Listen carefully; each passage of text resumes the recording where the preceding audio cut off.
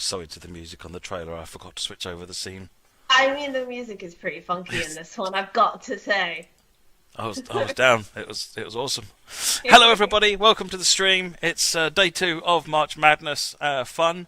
And yesterday we were looking at the Harlem Line, and Megasim did a nice video on London Brighton, and then I made a complete mess of Dresden. I heard you drove spectacularly. Spectacularly badly, yes. I don't. No PZ beef was left untouched. Put it that way. Yes, so it was a fun evening, and tonight we have let's bring up the schedule. Tonight we've got another video from content creator. This is another one on the Harlem Line from TrainSimulatorDriver. That one's actually so TrainSimulatorDriver sometimes helps us with our beta testing, and he's got a first look at it before some of the other ambassadors do, because he's been helping us. Yep. After that, Jasper will be joining us, and we'll be taking a very first look at the new Rivet Games route, the Luzern-Sursee. And then after that, we're going to have a drive on Hamburg-LÜbeck to run out the evening. So, hope you have fun. The next stream after this one is Sunday, and that's the birthday stream. It is. So, no stream tomorrow. But if you are at Alexandra Palace this weekend at the London Festival of Model Railways, come and say hello. I won't be there, but Matt will. I will, and other people will as well. So yes. There'll be a bunch of us, and different bunches of us on Saturday and Sunday. I'm there on both days. So, but yeah, if you are able to come along, do come along. All right. Otherwise than that, I think it's time to let Paul take it away and show us about the Harlem Line. I think it is. We'll see you after the video. Cheers, everybody. We'll see you shortly.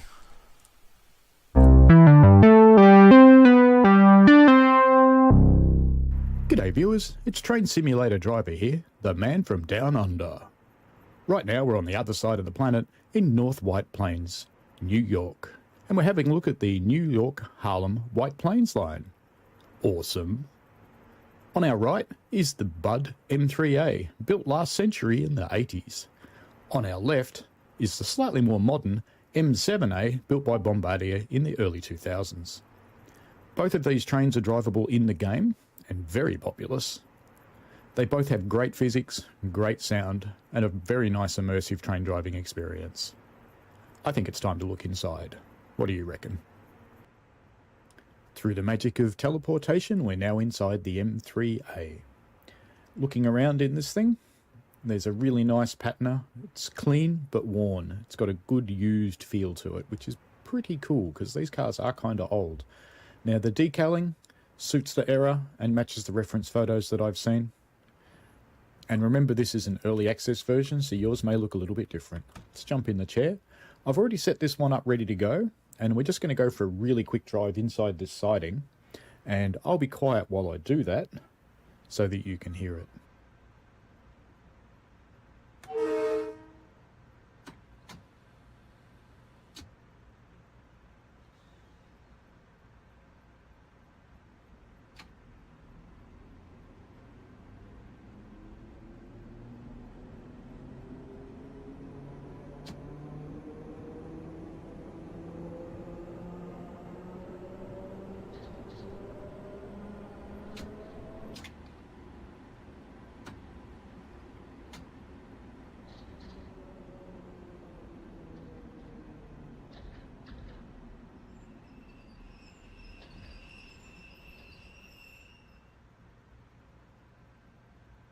How good does that sound? It's a bit like the M3 from LIRR, but there are some important differences. You'll notice on our left here is the new indicator display for your speed and the ATC and access restrictions. I'll cover those when we drive the M7A. We're now inside the M7A, and this one similarly has a nice weathered feel to it. It's not as old as the other one, so it looks a little bit fresher, and that's quite cool. It's how you would expect it to be. There's nice little bits of dirt sprinkled around the place, like on the handrails and on the kickboards, which is great to see. The decals seem to be well placed based on reference photos. And I've actually ridden this train, so I kind of remember it, and I even had some of my own. let's jump in the chair. Now, we're not going to drive this one because we're going to do it in a moment, but I will turn it on for you. Now, it looks remarkably like the M7 from LIRR. No great surprises there, but it's a little bit different. And the driving safety systems that turn up on the right-hand screen here are totally different to LIRR and so much better. But you'll see that when we go for a drive shortly. Now, I do have to comment on the night lighting on this route. It's the new kind, and I really appreciate it. Really, really good. We're in a city. It is bright. Let's go for a drive. Through yet more video magic, we are now on an M7A, and we're at Woodlawn, and I'm just turning on some safety systems. I've turned on the dead man pedal, I've turned on the alerter, and turned on axis, and turning on ATC. ATC sets the speed limits for your traffic behind other trains. Axis sets the civil limits for curves and bridges and things like that. And the alerter goes off periodically to make sure you're awake. And the dead man pedal, well, that just makes sure you're not dead.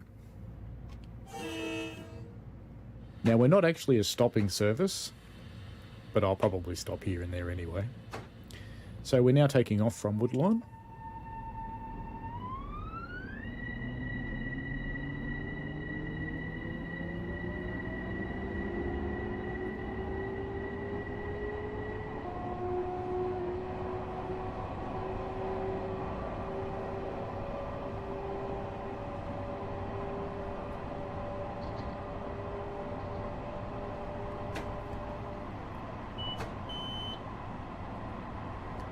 So how good does that sound?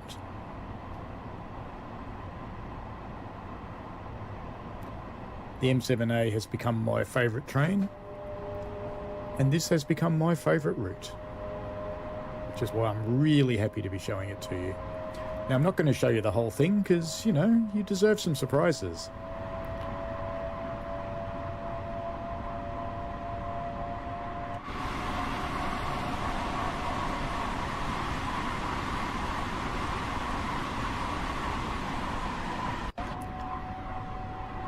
Probably noticed from the funny box on the screen that it is Raildriver compatible.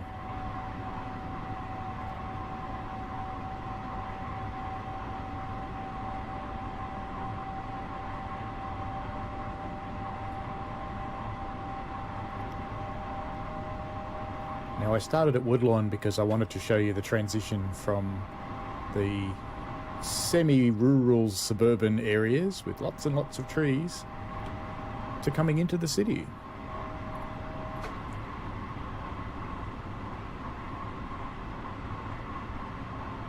I think the sights along the route match what I've seen from CAD videos very well.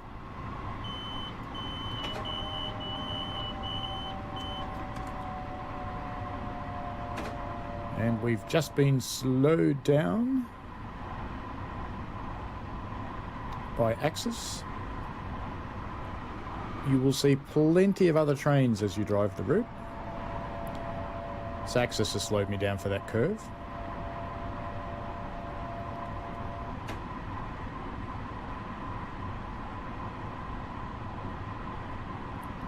Now this station's really cool.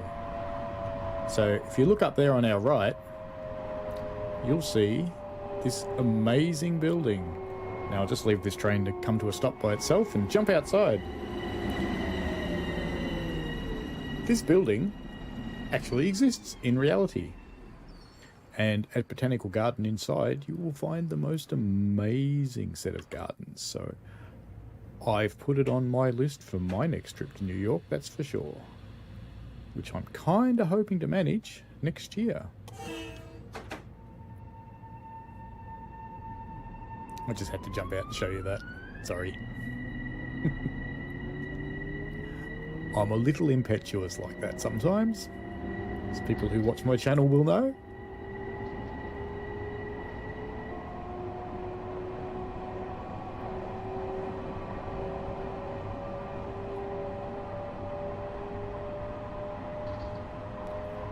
Now we're going to start transitioning into the cityscape now.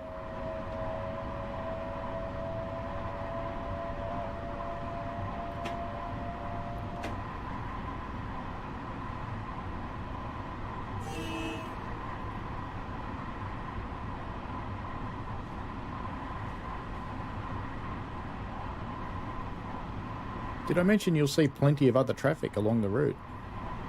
Because you will.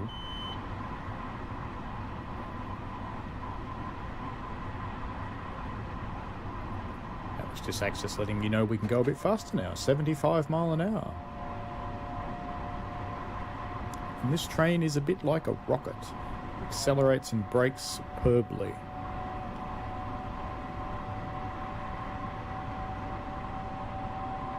Now just remember this is an early access build, so it may be a little bit different when you finally get your hands on it, and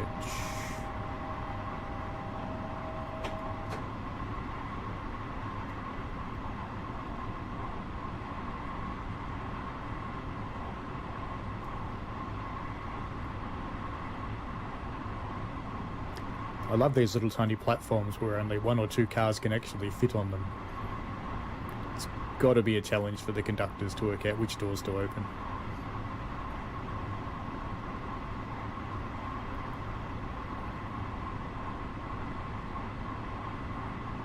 I appreciate the graffiti along the route is toned down and muted, because if you watch any cab ride videos of this route, or if you visited it personally, you will notice that it's not that bright generally. And you just saw some freight sprinkled around the place.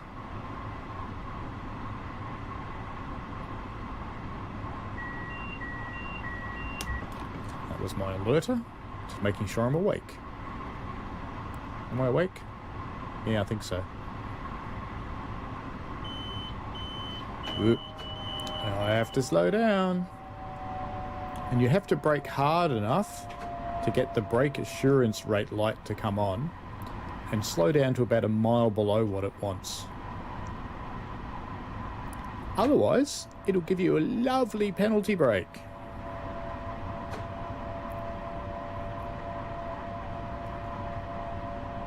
Now this system's been checked out by a real driver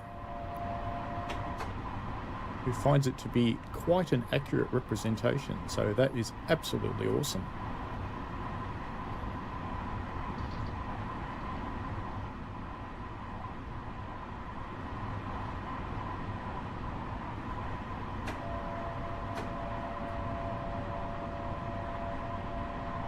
Did I mention you'll see lots of trains? It's a really busy route.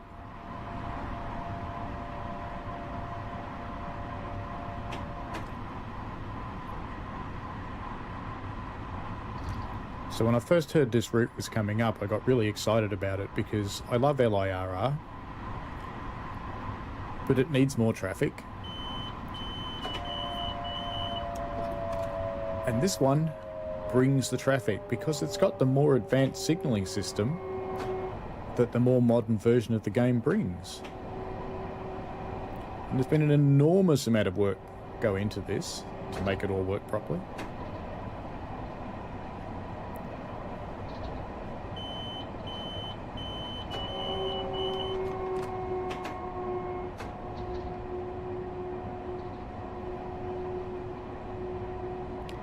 Now I've got the HUD on because I just want you to see what's happening with the safety systems.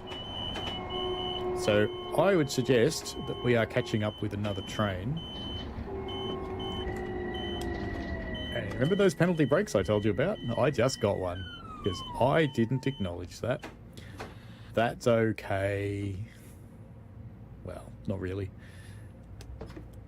In theory, we'll be able to go again now. There we go. So the penalty brake isn't hard to get out of. And look at that. The Manhattan skyline coming up.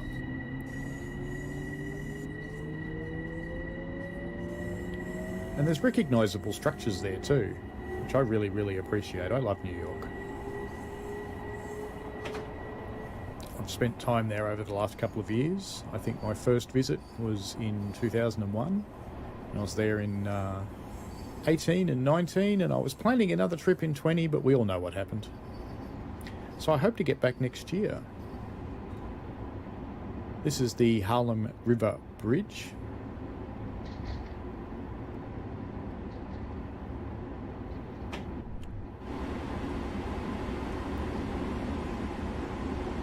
Quite an amazing structure.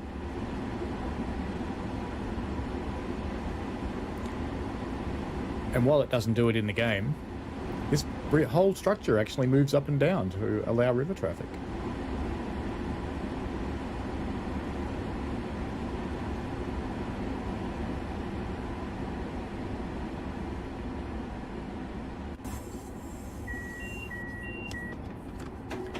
We're coming up on our next stop, which is Harlem 125th.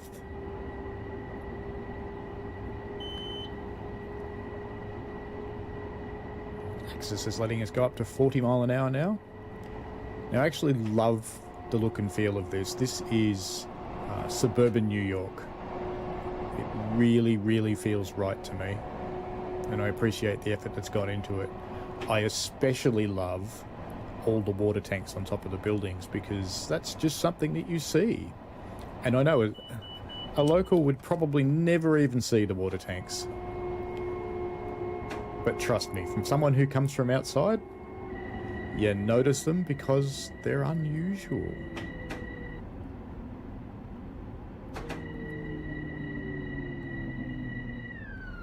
I was supposed to stop a little bit further back, but we won't worry about that, will we? Let's just jump out and go for a quick wander. Hey, this wasn't in the script. Too bad. Let's go have a look. Oop, missed the door. Maybe I should walk, not run. Hello. What do you think of New York? Is it cool? That's okay. So the feel as we look around out here, magic. Absolute magic. I have ridden this line, and I fully intend on my next trip to drag it along a laptop. And guess what? I'm going to drive this while I ride the train. Alright, let's pop back into the train because it's time to go.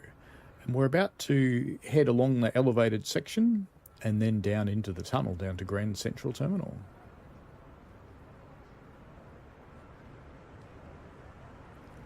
All of these lights on the outside of the train all have meanings, which I won't go into here, but they all work and they all do what they're supposed to do, which is really, really cool. Can you tell I really like this route? Alright then, let's go. I'll shut up for a little while so you can hear the train properly.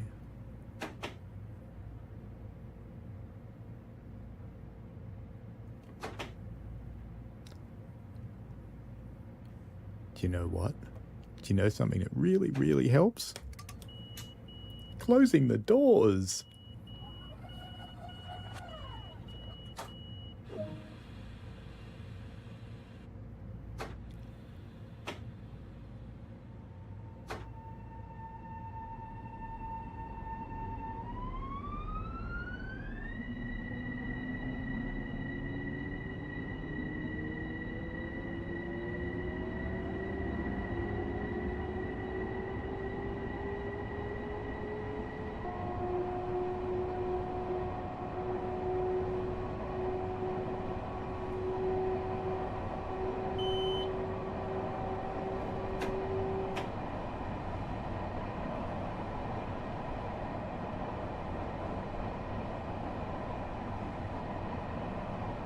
Here come some of those water tanks I was talking about.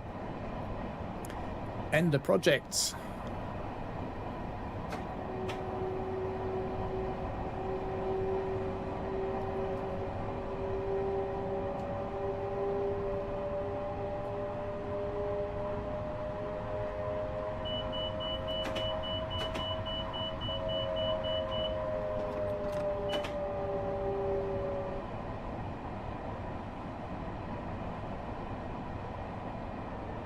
So you get axis slowing. Try that again. You get axis slowing you down for the civil restrictions, like going through curves and bridges. And ATC might slow you down sometimes because you're catching up with another train and it needs you to keep your distance. So right now we're being slowed down by ATC. We're on a limited, which means we have a 45 mile an hour top speed. And you can tell that from the L in the middle of the display there.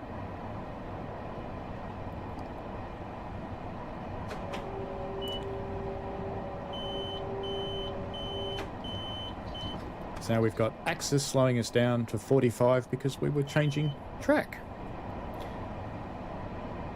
And this might seem a lot to learn, and I suppose it is in a little way, but you don't actually have to turn this stuff on until you're used to the route. And I'd suggest that you get used to the route and then start turning on the safety systems to enhance your fun. They really build up stress and anticipation, and they bring the immersion level up massively. So I really enjoy turning on the safety systems. And one thing I would recommend is don't get too aggressive on your speeds, because you need to keep an eye on things.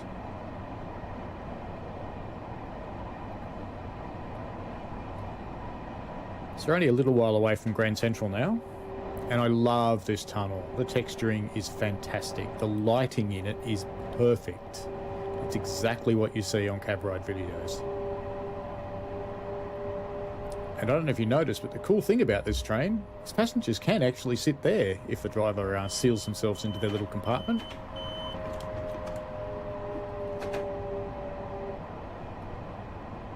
I should pay attention to what I'm doing, shouldn't I? That was axis slowing us down for the corner.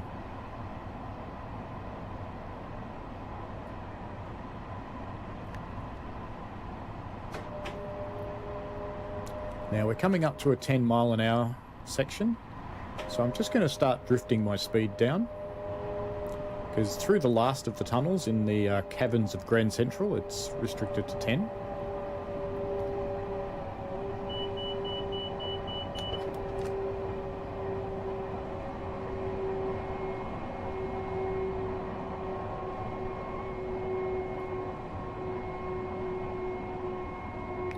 You've probably noticed I don't use the rail driver alerter button or the door buttons. I have another device for that.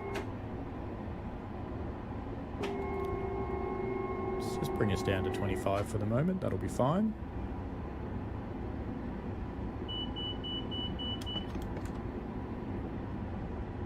So ATC's brought us down to a medium, which has got a 30 top speed.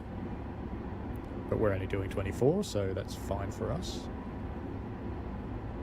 And I really strongly suggest that the hint of not being too aggressive on your speeds, you really need to hold it back a little if you're running with the safety systems.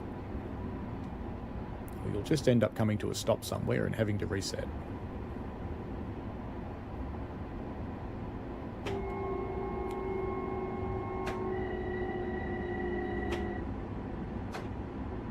We're now in the caverns of Grand Central.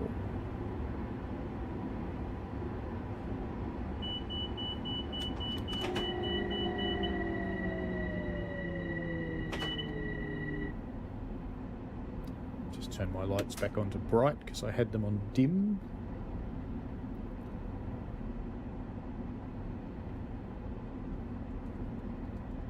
Now this slow bit through Grand Central is actually a little bit challenging because you've got to keep your speed down.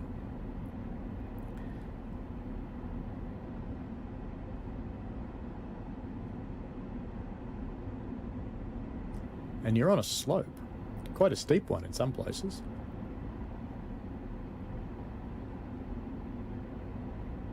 Love the mixture of the old brickwork and the modern concrete on the left.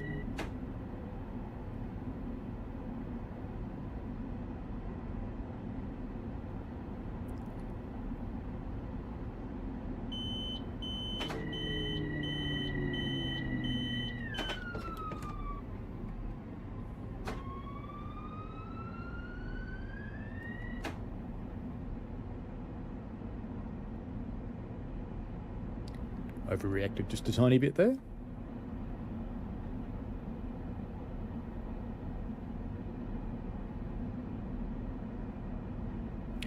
I think we're coming into the loop track.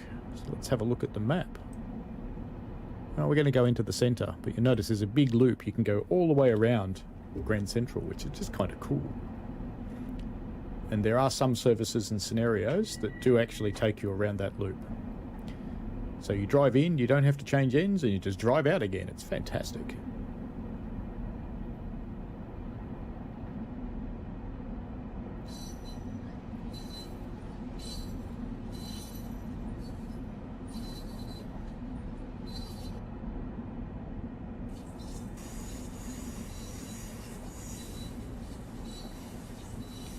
So while we're cruising through this slow bit, you might wonder why an Aussie is so excited about a New York route. Well, I've visited the city quite a few times, and I absolutely love the joint. It's a fantastic city to spend some time in. The transit system is absolutely magnificent. In Melbourne, we're lucky if we get a train every 20 minutes. New York, every 4 or 5 in the peak times, rush hour. Other times it's still really, really reasonable.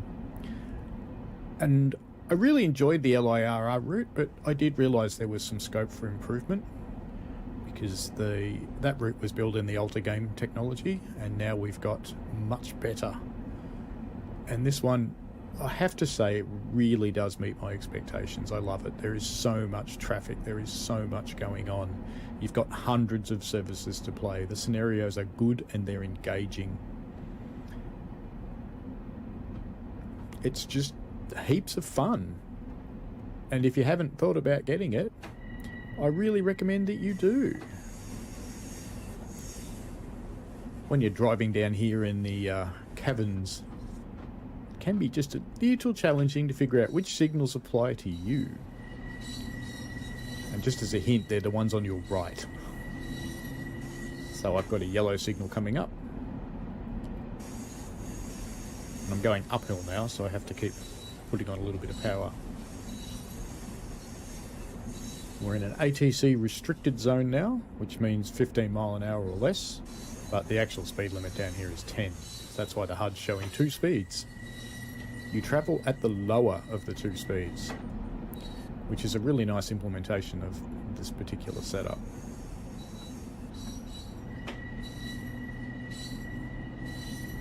And while I normally drive HUDless, I'm still learning this one, and I find I get myself in trouble if I drive without the HUD still, so I'm using it.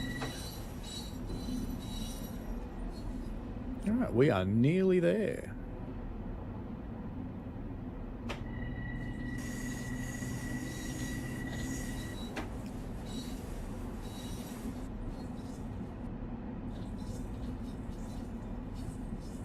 Now you might think Grand Central looks a little bit plain. Well, this part of Grand Central actually does look quite plain in reality. It's just utilitarian.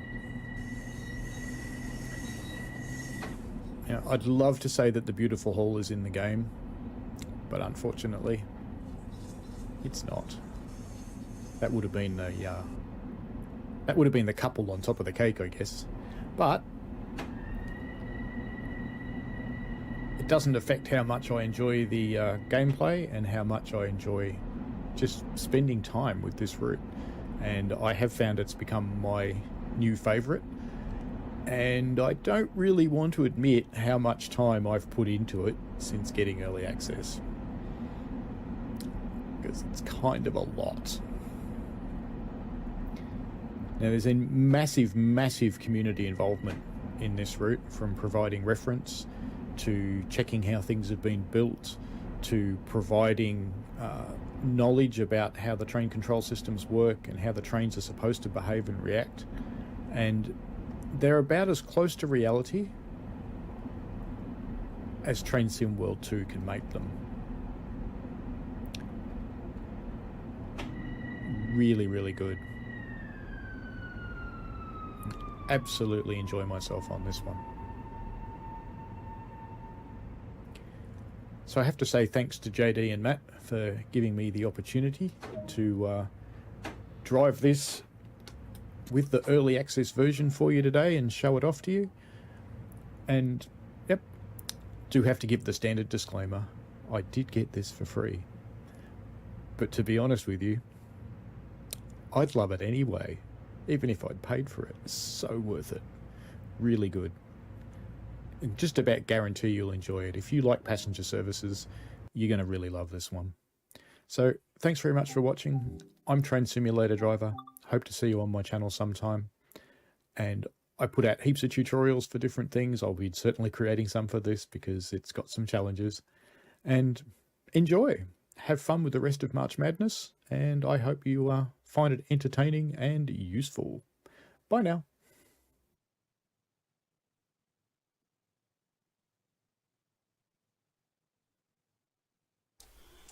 Thanks, Paul. I believe you are muted, Matt. Oh, I'm not muted on the stream. I'm just muted for you. What? I wasn't muted on the stream. I just was muted on Teams. Sorry. Yes, you were, and I could see the little mute, and I could see you talking. So we've had a little bit of a planning snafu, and we've got half an hour to spare. So I thought we'd Yes, do we a do. bit more Harlem Line, shall we? Yeah, are you going to drive it this time? Yeah, it'll be me that drives this time. Unless you want to watch that video again. That was good. I quite enjoyed it actually. Well done, Paul. It's a great video. Crestwood down the line. That's kind of what we just did. We're not going to run the whole thing. We've just got 30 minutes till 8 o'clock. That's when Jasper will be joining us. Yeah. So it's at Mount Vernon Yard before heading to Grand Central Terminal. Now, what we're going the other way? Final peak train up to North White Plains for parking in the yard. And the game. Let's do peak performance. There we go. Don't forget to share your screen. Hmm? Do you get game? Well, Oh, currently you want they're me to show looking... the screen? Yeah, okay, I could do that. Unless they want to just watch our faces. Should we just instead of- have like a reaction video? Yeah. Does everybody just want to watch us instead? Yeah. Right, let me just remove Jasper's placeholder camera. There we go. Welcome to Grand Central. We'll need to bring this 10-car M7A service from the sidings for the last rush hour train as the regular M3A is not available. Nice. Nice.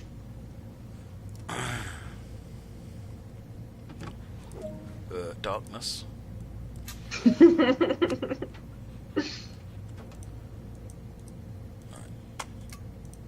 I loved seeing the rail driver being used as well. That's just ace. Yeah, no, it's actually really good. Paul's one of the people on the beta team who heavily tests the rail driver, along with 2 or 3 people on the beta team who exclusively play the game with the rail driver, so we get really good feedback.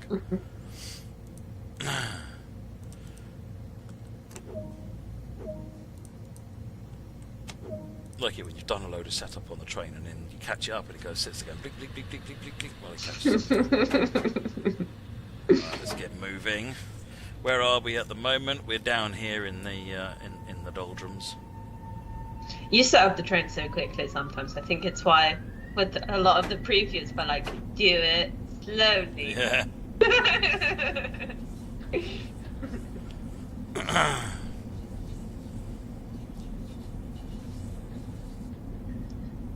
We actually have Train Simulator Driver in the chat as well, which Yeah, we do. Which is awesome. We do.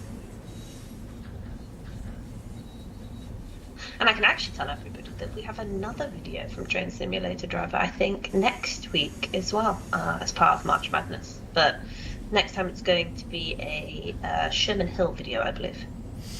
Yes.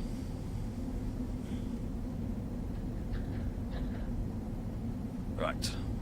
So we're moving our way out 500 yards out. And then I guess we're going to move our way back in again, park up. Yep. It's going to be half an hour of going backwards and forwards in a tunnel. Yes, it is. Yes, it is. I did good.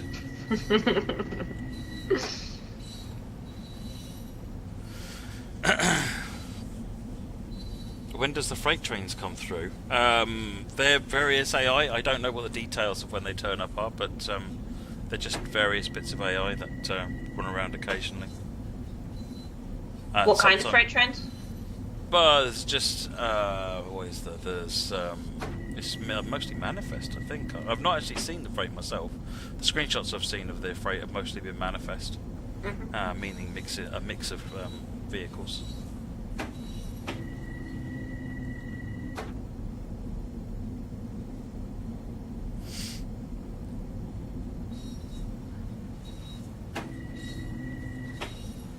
Rob said, I'm so excited for Spirit of Steam. Any updates?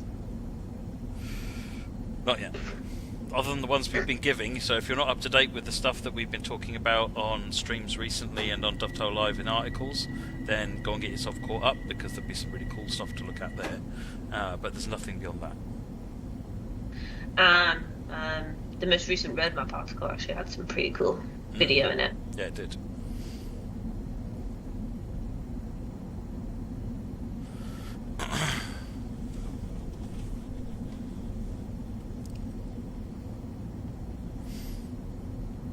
So have you had much opportunity to play this beyond? Obviously, you've been playing it quite a lot on streams lately, but just in your downtime, or? To be honest, just lately I haven't had much time to play the game at all in my downtime. But Yeah. I've been playing over a bit of lunch break. I've been playing this one a few times, and I think as a number of people have said, it's like it sort of scratches that itch that if you like Long Island, then this is absolutely that. So it's.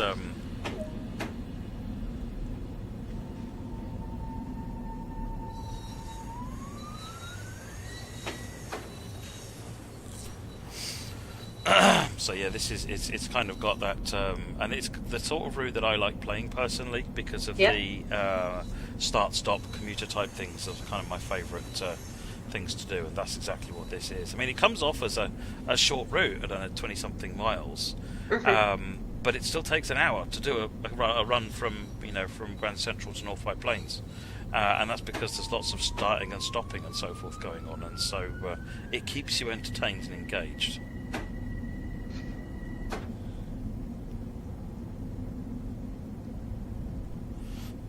Yeah, we're going back into the platform now, I think. So to anybody asking when we're showing off Luzern-Sursee, or however how do you pronounce it, Matt? Sorry. Sursee, apparently. Sursee.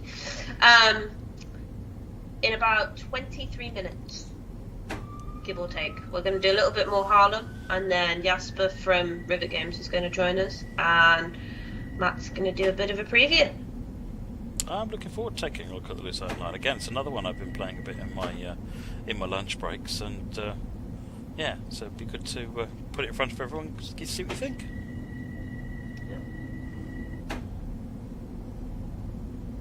Hentis said the safety systems are a bit of a learning curve and an eye-opener for, I'm assuming, this route.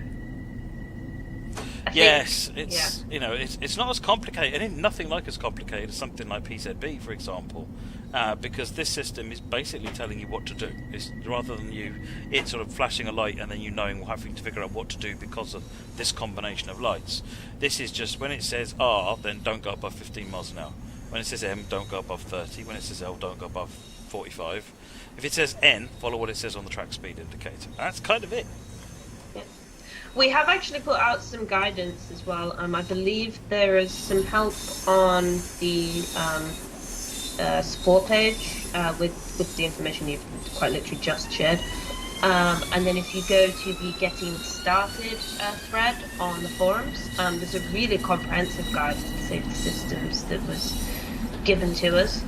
And I believe in the Out Now article as well, you can actually watch the video where TrainSimulatorDriver demonstrated how to set up the safety systems. So hopefully that helps everybody ever so slightly. Lord Vulture said, now can you please confirm if the drops on Steam are working today? They don't appear to be, which is quite frustrating because we did ask for them to be set up for today, and they should have been, but they don't appear to be dropping. Unfortunately, I don't think this is something I'm going to be able to get fixed tonight, but I will highlight it with the team after tonight's stream and see what can be done. If they're not working for this weekend, I will ensure that they are working for next weekend. I think what JD said last night is it might end up being next week now because of Steam aren't there now. Exactly. And what we'd probably try and do then is to line up double rewards for the next one so that all the rewards we've got planned go out. Yeah. The team were definitely aware of it this morning, and they did try to contact Valve, but it just could be that they're not there and weren't able to resolve it for this weekend.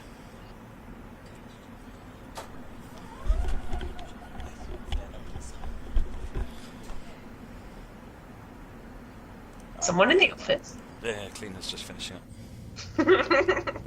I'm always here when the cleaners are locking up. I'm going to put it in forwards just so that we don't forget that and power into the buffers. DTK Jones, can you explain where the roadmap article meant when it said dynamic billboards are Steam only? So at the moment, the technology which provides the dynamic billboards doesn't work on anything other than PC. So given the majority audience on PC by a very, very long way is on Steam, that's where we focused it. We'll we want to get your feedback on it, to be honest. And as and when the banner provider, their system supports consoles, we'll start bringing it into there as well. But as of this moment, that's why it's not on consoles, because it doesn't work on consoles. It's more about certification and all that kind of thing than anything technical particularly. Nigel 6446 has actually asked a really good question that I was. I'm glad you reminded me. When is Creators Club coming back, please? So today we pushed out an update for everybody on all platforms, which is to help with the issue that where those of you who had uploaded liveries to Creators Club saw them vanishing. It is imperative that you have this update, because if you don't, on Monday when Creators Club comes back online, the problem will continue to persist for you. So please make sure that your game has the most up-to-date update. What we should do now is get the in-game version number for all platforms and put that out, so people can check their version numbers and double-check that they are latest. I'm going to need you to do that, because I am unable to get that number, because I wouldn't even know where to look. I'll ping a message to the team and see if they can get that for us. But yes, just as Nat says, make sure that if it's offering you an update, you take it. And once we know that everyone, once we've given you the time to do it, then we can turn the switch back on. Yeah. On PC, it's relatively straightforward. I think usually on Steam, for example, you can't even play without updating. There is a verify local files option as well, which is kind of like a belt and braces. Just if you do a verify local files, if there's anything newer on Steam, then it will find it and download it for you. But yeah, the intention is to have Creators Club back online again on Monday. So please do update your games.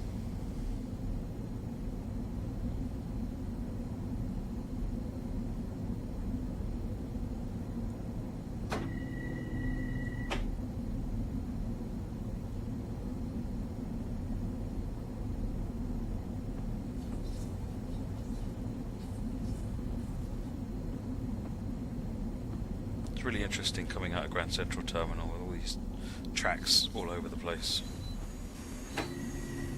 I've been there. Have you? Yeah, not like the actual tracks, but I've been to Grand Central Terminal. Nice. I haven't. A few times, actually. I think I've waved at New York from Newark Airport. That's about as close as I've got. No, I think I got a train into Grand Central Terminal once. I can't remember where from. But most of the time when I went to New York, it would be Penn Station.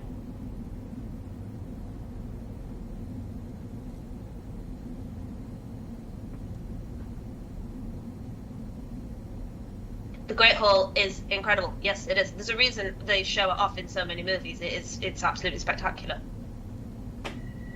One might almost suggest it's great. Get out.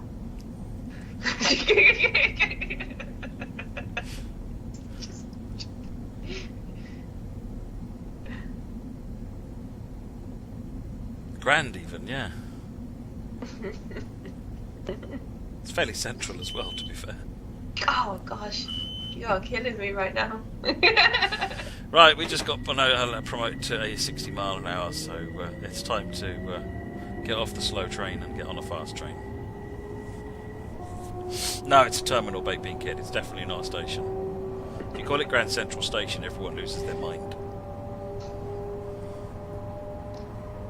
We actually, in our old office, we named some of the rooms railway themed, and like our main conference room was called the Pullman car, and there was a little room up the back of the office which got the name Grand Central Station.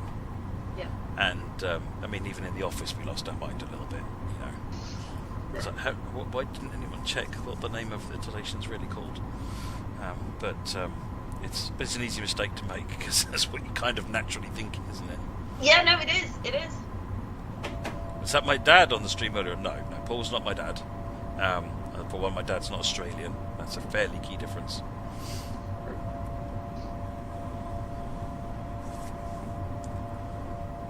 feel like they're judging. I don't think this Paul is joke. old enough to be my dad, to be honest.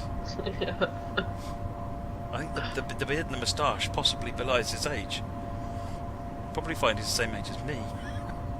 Wasn't he your dad on stream once though? I can't remember what we did. Was it No. Rail Fan Fest? He was talking about model railways. Yes, when on Railfan Fest I did a video with him, There you go. John and Duncan talking about the model railway. Yes.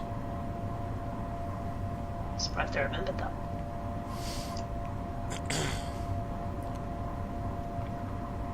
Not far now until we get out of this bloomin' tunnel.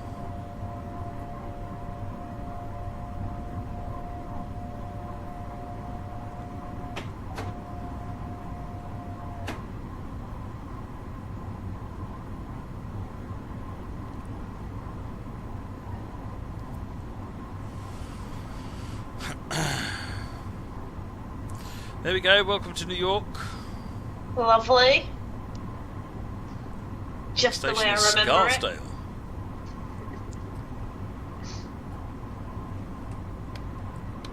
Cab lights are off.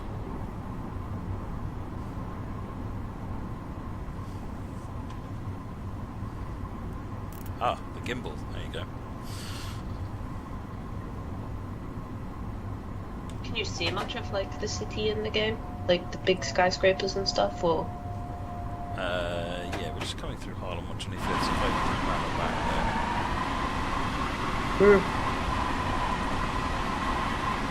That's cool.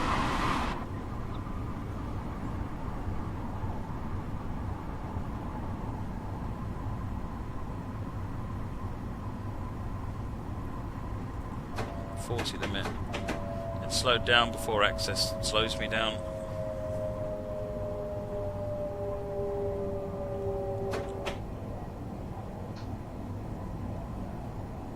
He's got a McFlurry waiting for him. Share. I know, right? Whereabouts, Moggy? Why not turn the mug? I've turned the mug. Oh no, just didn't read the mug lights on, did I? Oh, you're being judged for not putting Oh, the of marker course I'm lights being on. judged. That's all this lot do. They are judge, jury, and executioner.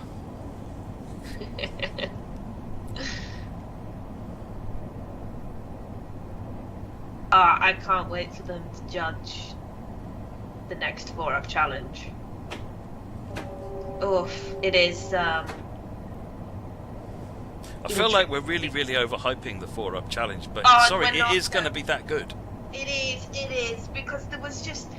I'm gonna like warn the chat now. There is a moment where I probably should have restarted, and then I was like, no, we're not restarting, and you will know exactly which moment it is. So I think it's going to be one of the best in terms of entertainment, in terms of accurate driving. PDX Mark, is it normal to crash into trains on this route? I tend to do that while ignoring main cab signals. Yes. If you ignore your in-cab signals, you will crash into things. That's what the cab signals are there to prevent.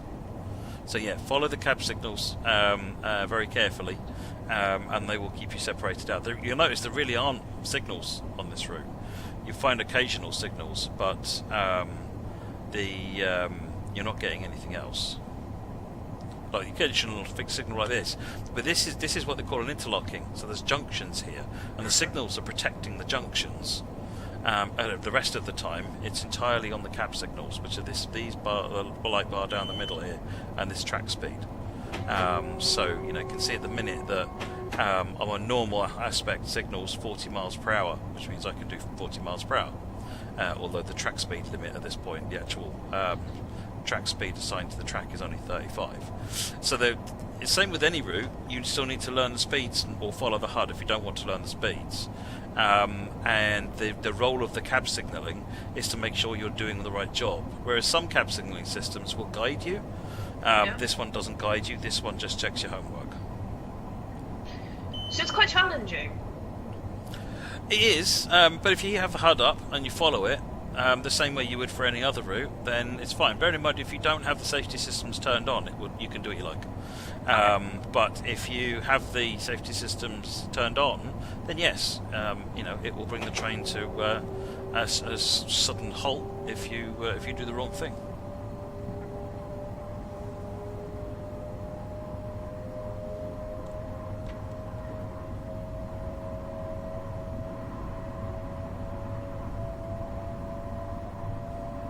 Right, accelerating up to 60.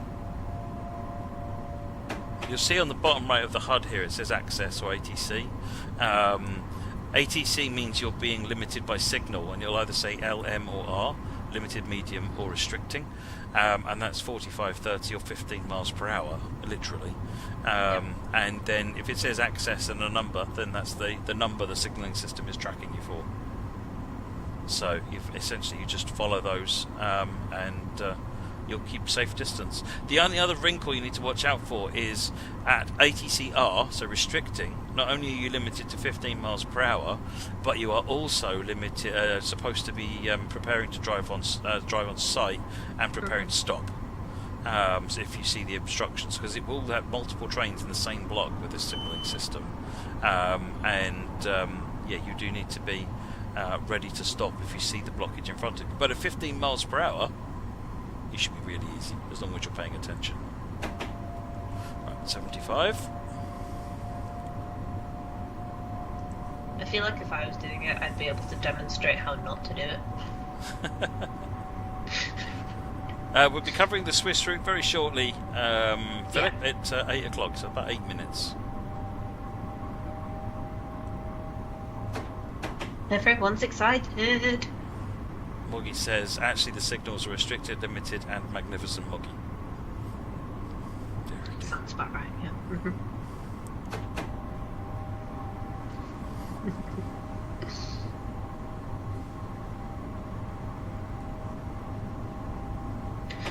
Tripark said, an AI trainer is following me and stopped only a few meters behind me at each station. Is this normal? Again, signal. I mean, in reality, they'd be a bit more cautious. Our AI trains are a little bit over-egging the speeds a bit, but they're a bit brave. Yeah, they're a bit brave, but they are. They won't crash into you because they are driving on site, and that's because the signals don't stop them. The signals will only slow them down a bit. But that's why a train's catching up with you. It's perfectly reasonable, if a little bit odd to see.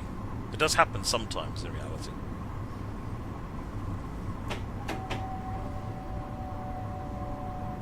You can use Livery Designer as much as you like, Liam. What you can't use is Creators Club.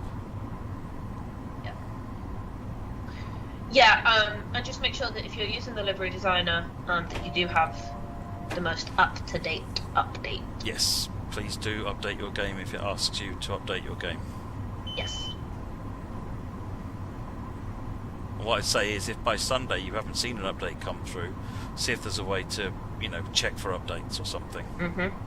If it says no, then you've got it. Because I don't think it's a big update. It's a pretty small one. No, it was a very small one. For some people, particularly I think on consoles, sometimes they automatically update, and you probably missed it. If your Xbox was on or your PlayStation was on in the background, it's probably done it without you even realising. What we'll try and do is on Monday I will talk to the team and get the version numbers across the platforms. Yes. And we'll put up an article that says, right, if you're on these version numbers, you're all good.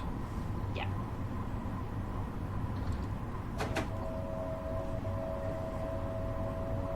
But the reason we're doing it this way is because, in theory, everyone should be good. Yes. Because the consoles should auto-update you by then. Just make sure you've got your console on and receive that update. And just be aware, we are going to be reminding everyone to update throughout the weekend. So you might hear it a lot, you might see it on the socials a lot, you might see it on the forums a lot. We want to make sure that everybody gets this update. So please be patient if you do see it popping up everywhere. And spread the word as well. Yes, please do spread the word within your communities. Yeah.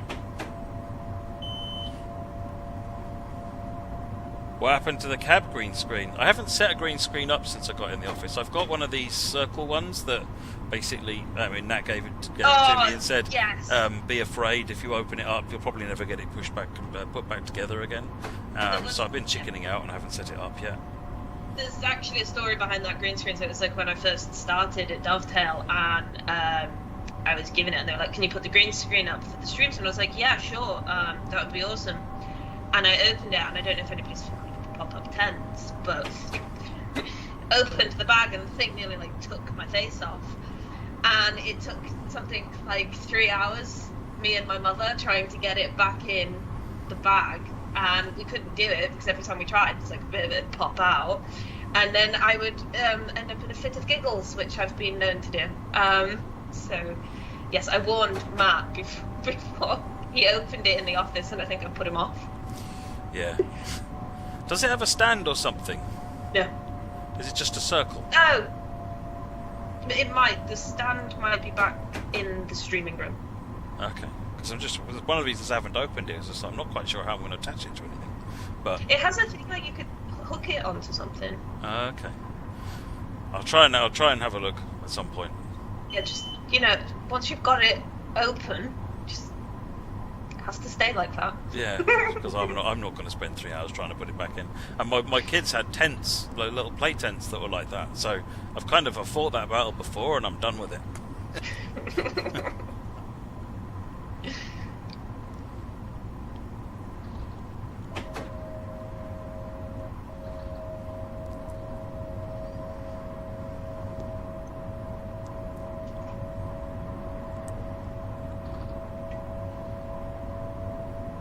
6.9 miles. 3 minutes left. Just going to run this for a little bit longer. Well, this is Baby Kid. You were asking earlier about the crossover where it joins to New Rochelle. This is the bit that goes off to New Rochelle, and that's the tunnel I just went under there.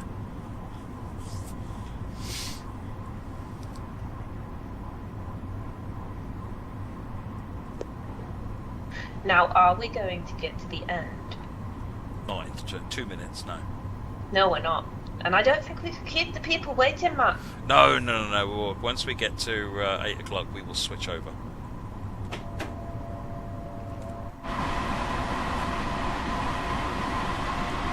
Football said, how much will Luzern-Sursee be? I think you can currently pre-order it, actually, with a 10% discount. Hold on, let me get the exact number for you.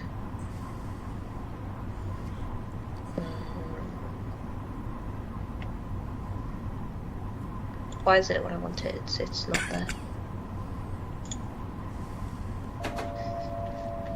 It is currently $17.99, and that's with a 10% discount for the pre-order, and it will be $19.99 when the pre-order's finished.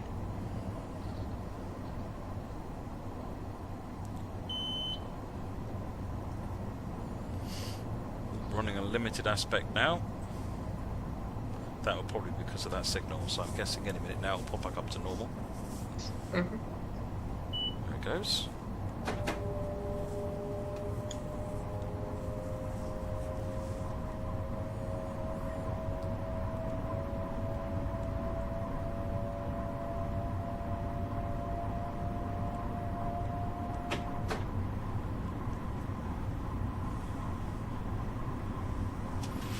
We'll have the face cams on initially, and then we will turn them off once we actually start doing the drive, so that you can see the route. They don't want to be looking at us. Well, they might.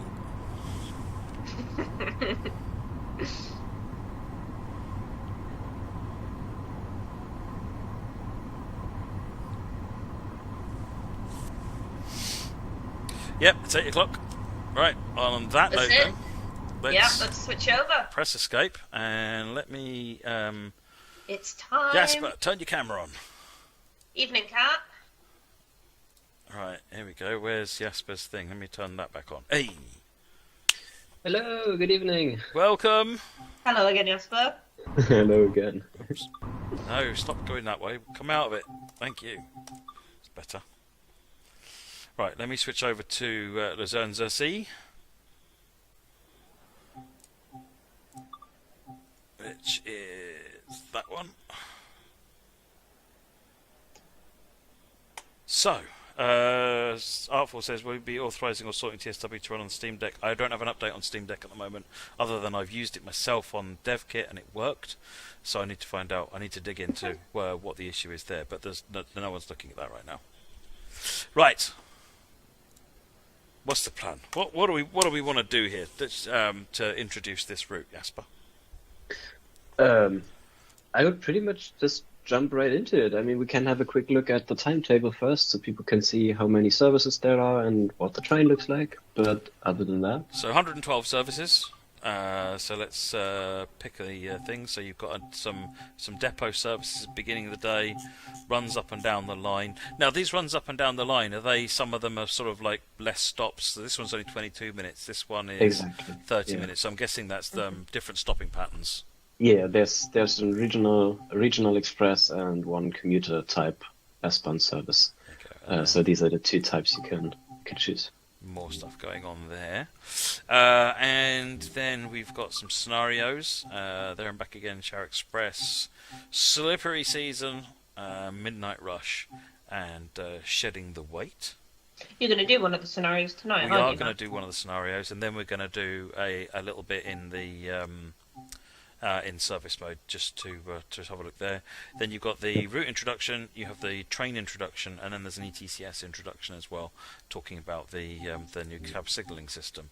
But I think let's just go ahead and get into it. Was Shower Express you want to do, wasn't it, Jasper? That sounds great. Yeah. Yeah, let's do that one. Cool. Perfect.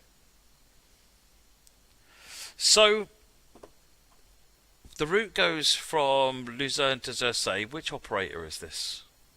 This is SBB. This is the national operator of Switzerland. Very recognizable livery with the white and red. Yes. Yeah. Right, afternoon express services will be coupled and unloaded before heading towards Luzern. We're right now outside of Sursee station. Okay. So this is So This is cab Sursee. light's still on, so we need to press that button. I like the fact that the light is... See, that's intelligent. Turning the cab That's light really button smart, on yeah. when it's potentially dark. That's just too Yeah. clever. It's Passenger Switzerland. lights. Master key. No, that's better. Put the reverser in forward. Yeah. What we're doing now, frame rate to release. And then let's pull forward. So the lights are automatic with this as well, actually. So you see the lights are on, and then what there is there's commands over here for headlights emergency, headlights off, and marker lights on. But by default, the act of activating the cab makes this the lead and lighting accordingly. Yeah. So let's get moving. We got the signals on the signal on the left here with 6. You may want to put your wipers on. That's I probably could, good. I guess, if you say so.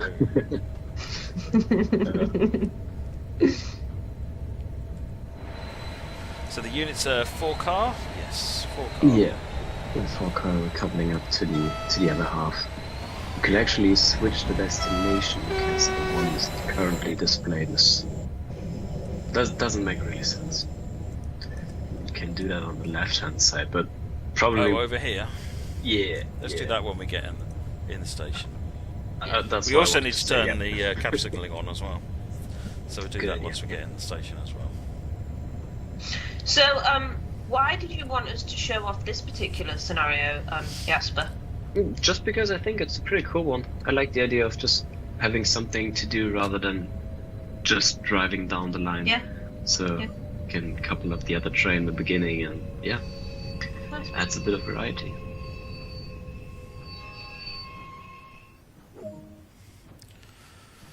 So you need to press the tab key to Oh, actually, I think Get you into can click on the telephone as well. There you Yeah. go. shoot. Yeah. Let's proceed gently forward then. Sounds good. When we do a service, My Life as Isaac, we will do it in the summer day.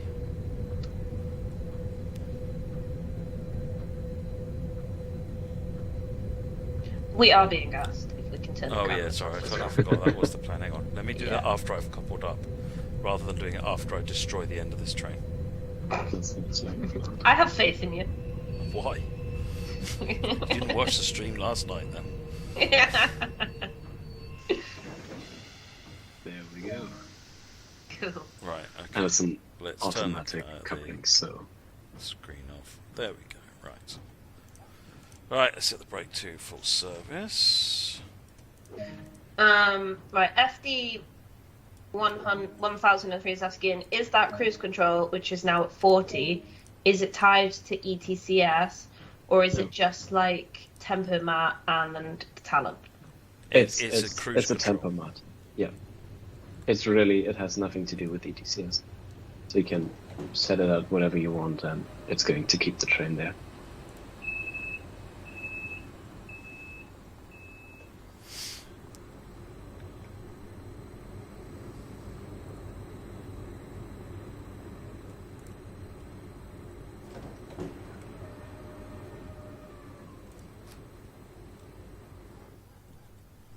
Go. Activate this cab. Put it in forward. Brake out. Now there is a door interlock, which means that even though I've released the brakes, they will stay on. Yeah. Now what we will do at this point is this is for ETS level 1, and then we press that to accept it, and you can see that the cruise control speed target is 40. The one down here says we're in level 1, and otherwise than that we're all good to go. Actually, worth highlighting at that moment is that we're in staff responsible mode, because if you initialize ETCS level 1, you have 2 modes. So the first one, the initializing mode, is staff responsible, and you can see that by the crossed out eye on the display there. Oh, on the right hand side, bottom right. That one, exactly. Yeah. So the staff responsible essentially means that the train doesn't have any information, because ETCS works by leases. So it gets an update every now and again, essentially, as it's going along the track. So it's not like LZB, which is live updating. So it's like when you just set the train up like this, you haven't had an update. So that's why you're in staff responsible mode. You're in charge of the train. And I think there's a 40 km/h speed limit in staff responsible, isn't there? That's correct, yeah. That has something to do with the actual route, though, so like changes per route or per yes, it does. Different. I think a lot of countries actually use 25 kilometers now, but this and SBB use the 40. The 40, 15, 10, or 0. I was told earlier today, but the most common one is definitely the 40 limit. So you can actually see that once we pass the signal, that changes, and you can see that you have now your speed limit, and the eye is now no longer crossed out. So I'm going to pump the light up there to the dark grey, because that's where the speed curve is dropping down to that dark grey point. Yeah. So we'll apply some power on and get the cruise control up from that. The cruise control is just a simple plus and minus control. So as I press R, it holds it forward. As I press F, it holds it backwards. Yeah. We still haven't changed the destination. Oh yeah, how do I do that?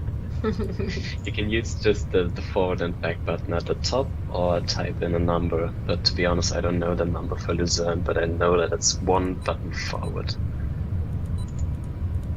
Where's the forward and back button? We actually had them. These are the 2 top ones. There, please. They don't seem to be doing anything. Good. Probably because we coupled the back half of the train. Oh well.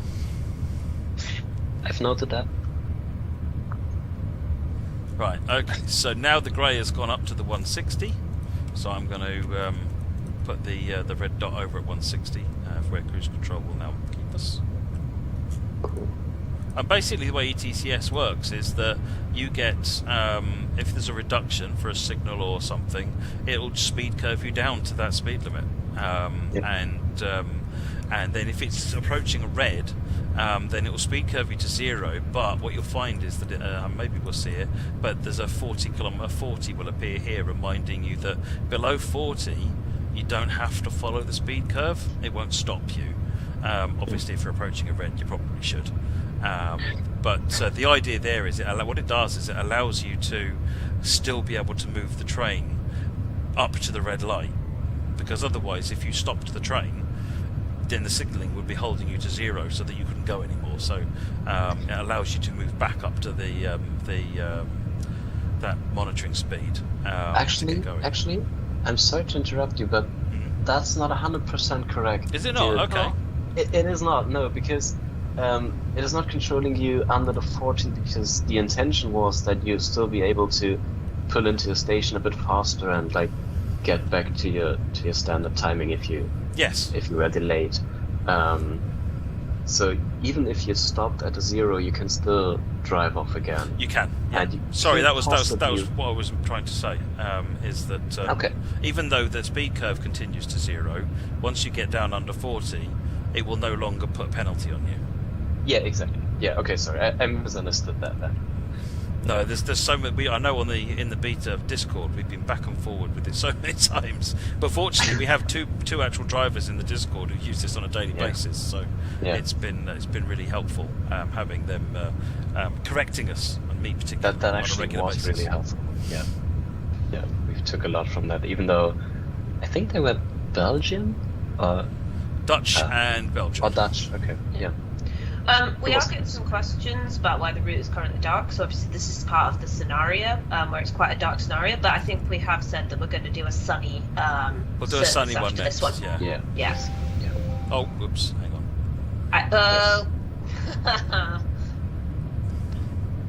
I think some people want to see how pretty it is in the sun. That's fair enough. Yeah. This is me breaking down to 0, hence why everything's gone red. CETCS kicking in there. So what did you do wrong there that's resulted I'm in not this? actually sure. I'll need to watch it back and look. The problem was I wasn't paying attention, which is usually a good sign that the safety system is spotting that fact and saying, yeah, "You're not watching, are you? Okay, guess what?" Matt, could we turn on the FPS counter? Mm-hmm. Cheers. I'm on PC, by the way. And we're running on a dev build. It's dev build, yeah.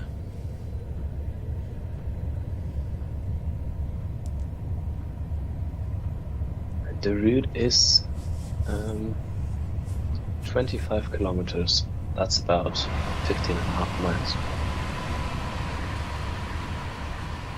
Some people are saying that the stream isn't very smooth. Is it performing fine for you, Matt? It's performing great. As you can see, I'm getting, at this minute, 47, 50 FPS. Yeah. I'm not getting any lost packets, and it's streaming a bitrate of 6,000, so seems... I'm not seeing any indication of problem from this side. Okay.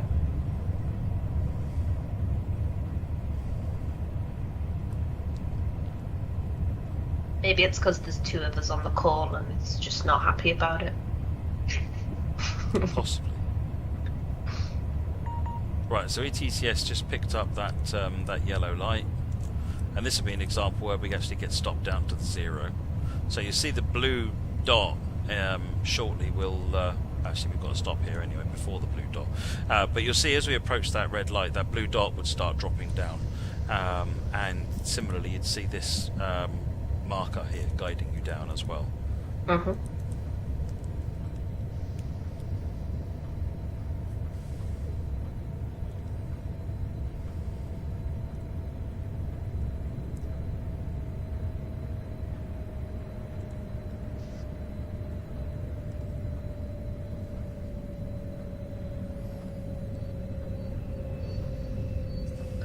Please can someone tell me how long this route is? How long is it from end to end? 25 kilometers or 15.5 miles. Okay. 15.53. Luzern. And then it carries on up this way. I think that's more a scenery thing, isn't it? Yeah. The route can carries on up here, and until we get to Sursee up here. Which is the other end of the route. Hugo Grutter said, why is there no slowdown arrow in your ETCS screen when you need to slow down?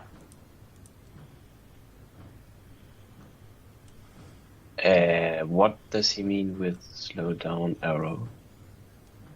I'm unsure. If you could specify that. Yep. I was pretty confident that I understood pretty much most of it, but I was always wouldn't confident bet I on understood ETCS until the next time I spoke to somebody. And the fact that you imagine it's a European train control system, so you imagine it's something easy and same across all countries, and then you start reading about it and you realize it's not. There's definitely a lot to it to understand.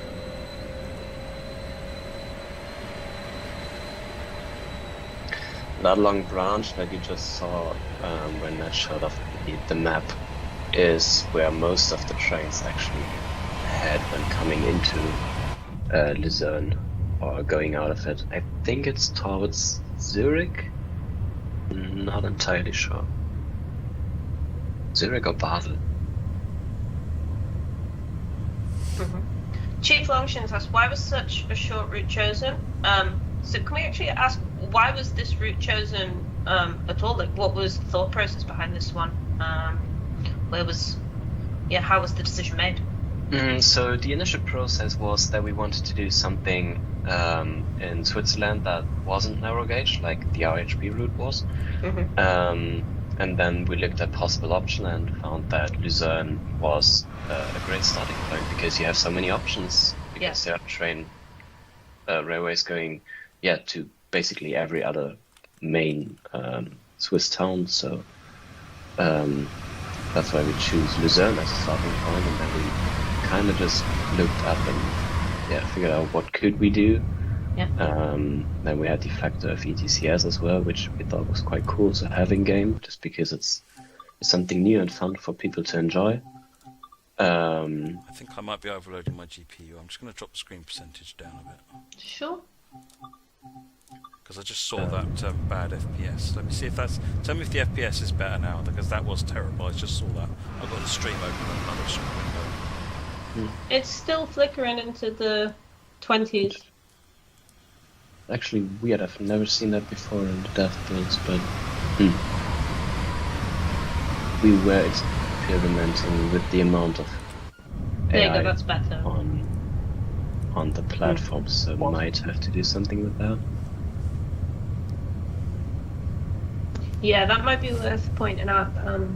It occasionally keeps dropping into the 20s.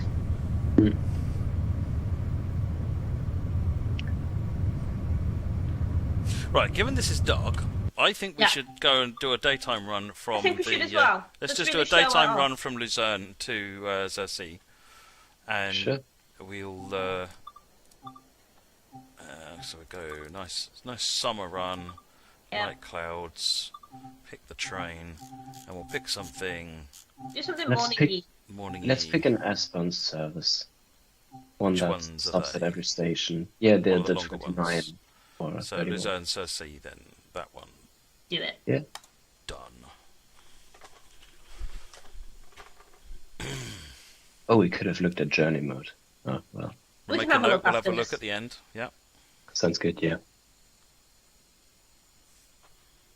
Fruth is asking, do you have to acknowledge the ETCS alert? No. You don't have to acknowledge it. You have to acknowledge it when changing modes, but that's about it.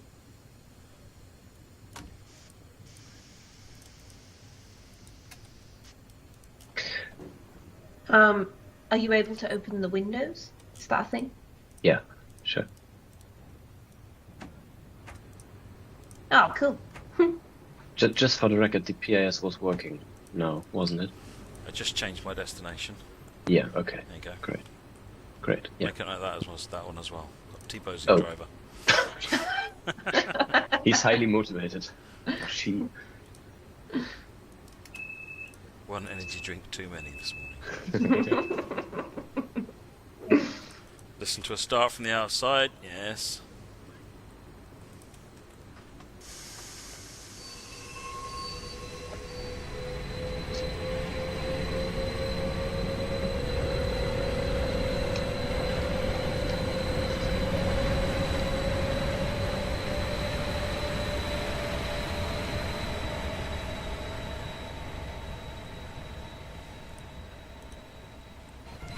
So as you come out of Luzern, you've got the big mountains in the distance there, and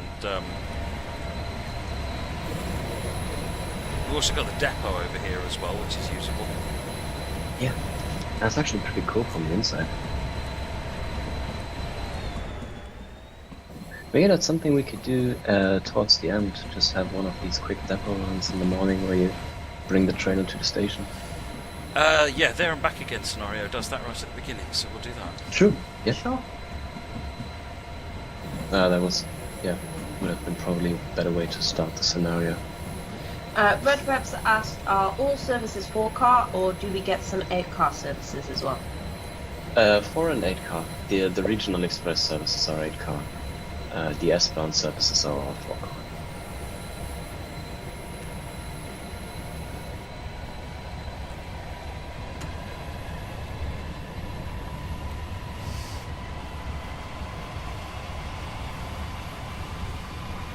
There's a question on if there's a brake test mode. No, there isn't. We've implemented ETCS STM 0 and 1.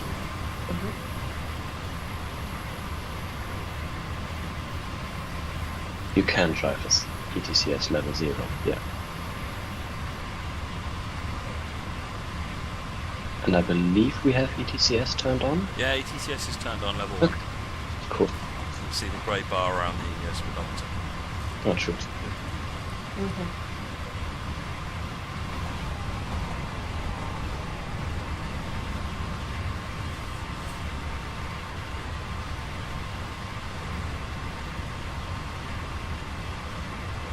Enzo's asked, does the ETCS help you stopping at stations?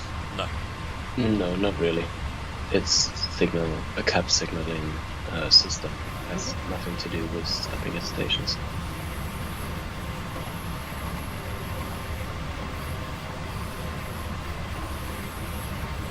Chandler said, please demonstrate the other safety systems whenever possible. Are there other safety systems on it? There's the Integra, which you can use in level STM, which is basically the standard Swiss safety system. So yeah, that can be used. We'll try and do that on the release stream, because I've not played with that yet. I was looking at that. Don't you dare! Being up Don't for you that, dare. Matt. I'm sure if you asked No. for the thank you. Yeah, that would probably work. The branch that you could see on the map earlier is actually here at the right hand side. That's the bridge going over the river. It's pretty interesting because it's just a single track and still one of the main links on the network.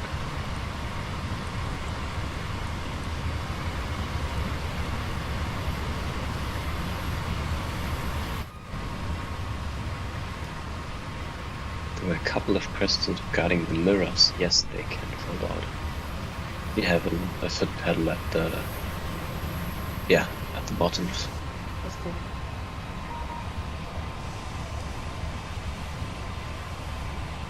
Go past the yellow light, the dark grey becomes yellow.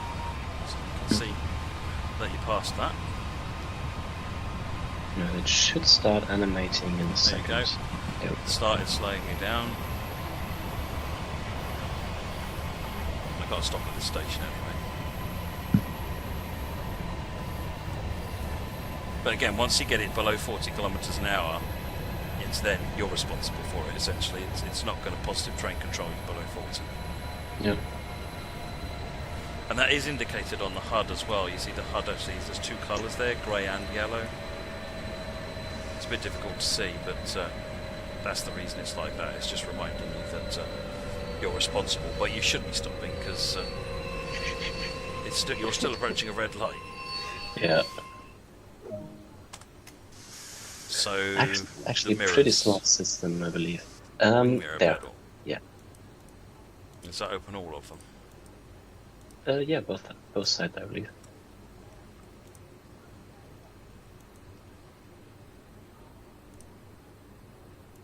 There you go. Oh, cool.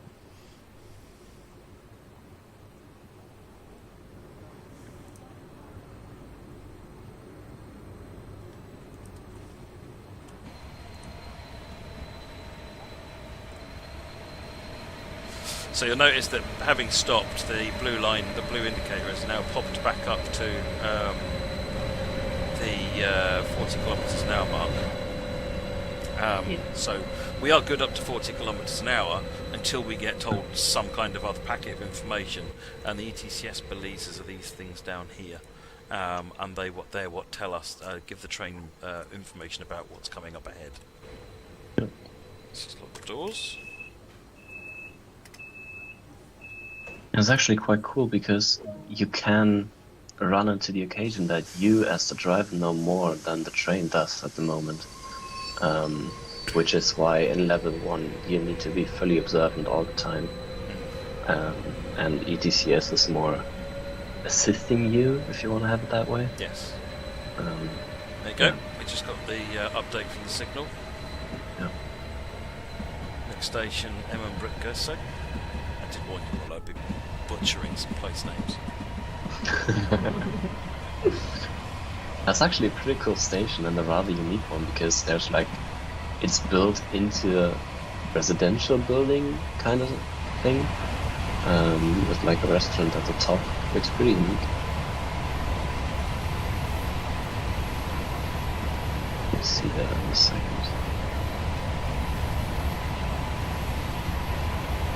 Xenox, yes, the mirrors are animated. There's a foot pedal switch to make them go out. We did that a minute ago.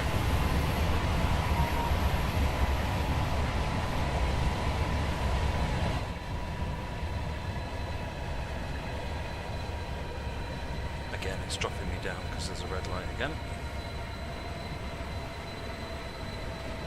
Yes, but there are some differences, aren't there, with the ETCS that we've got implemented in the game and what you would get in real life? That's true, yeah. Can we just touch on the differences there and why that's been implemented the way it has in the game? Yeah, sure. So we have an article written up about that one. Let me just quickly drop that in the chat for anyone to look it up after the stream.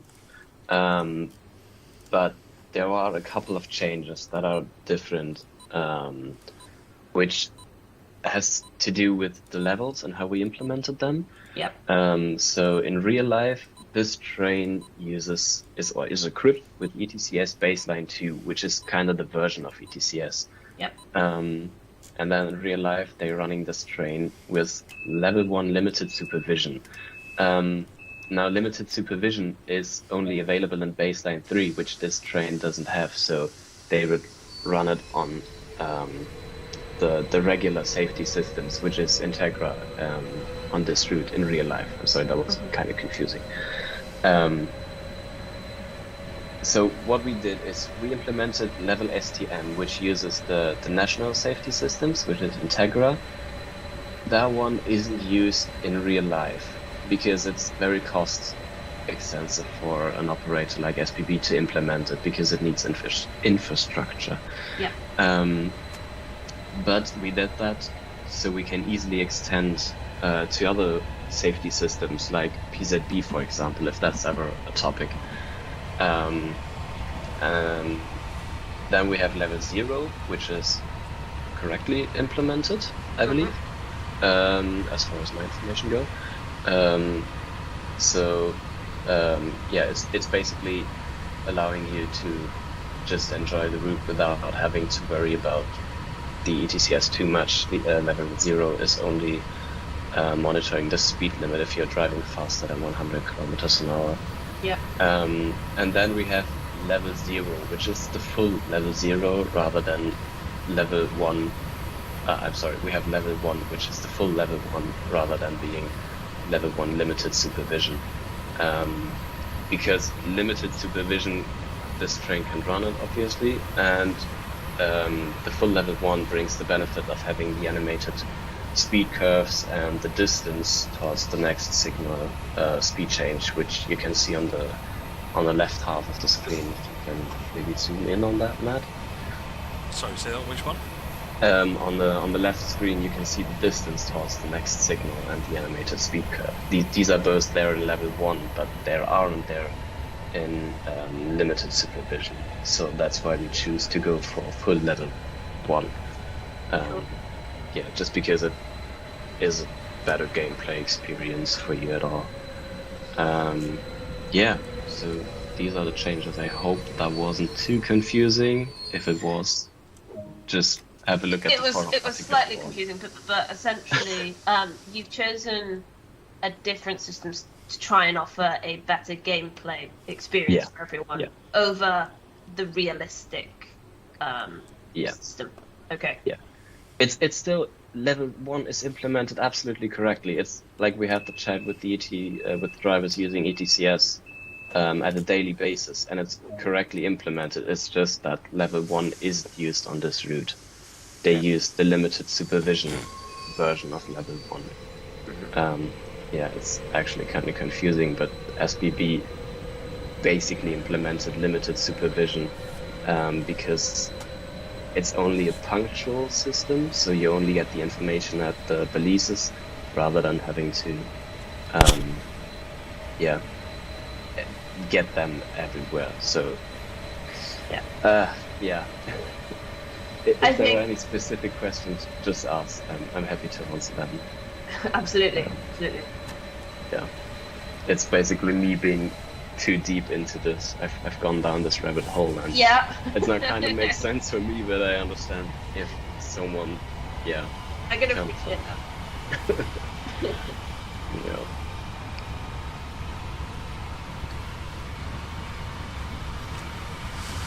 1.5 kilometres now from Rothenburg. I'm just going to back off the power a minute to give myself a bit of time. So this was the route map. This is Luzern. This is Rothenburg where we're going, and then there's Sursee up there. These offshoots there are for scenic purposes. They're not drivable.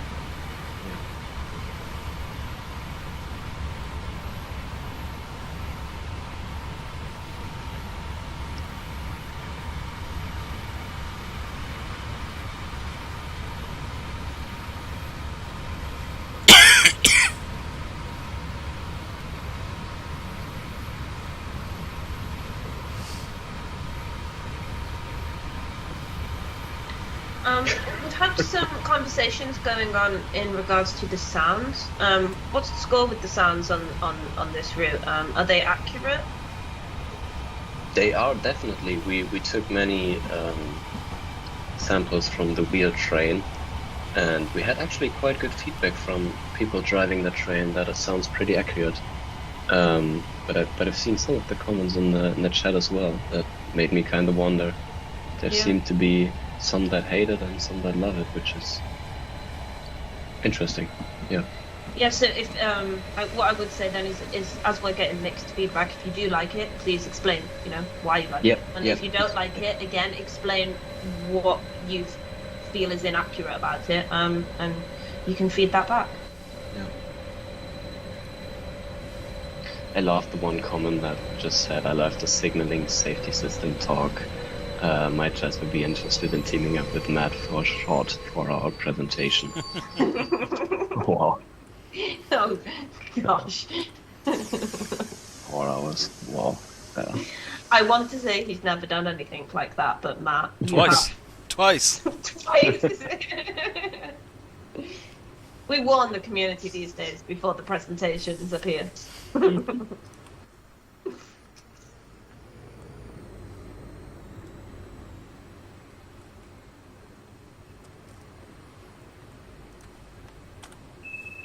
FD 1003 asks, surely all those red lights are not caused by traffic? Are those caused by do not signal beyond this point or other dispatcher trickery? It's because it's caused by the dispatch beyond. I think we looked at this at some point, but I noted it down. It should have been resolved. Mm-hmm.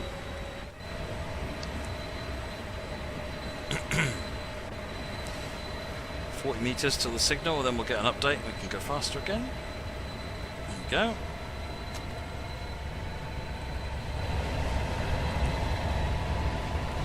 I enjoy driving this, I have to say. It's fun. It's a fun train to drive. It's quite responsive. Cab signalling is fun,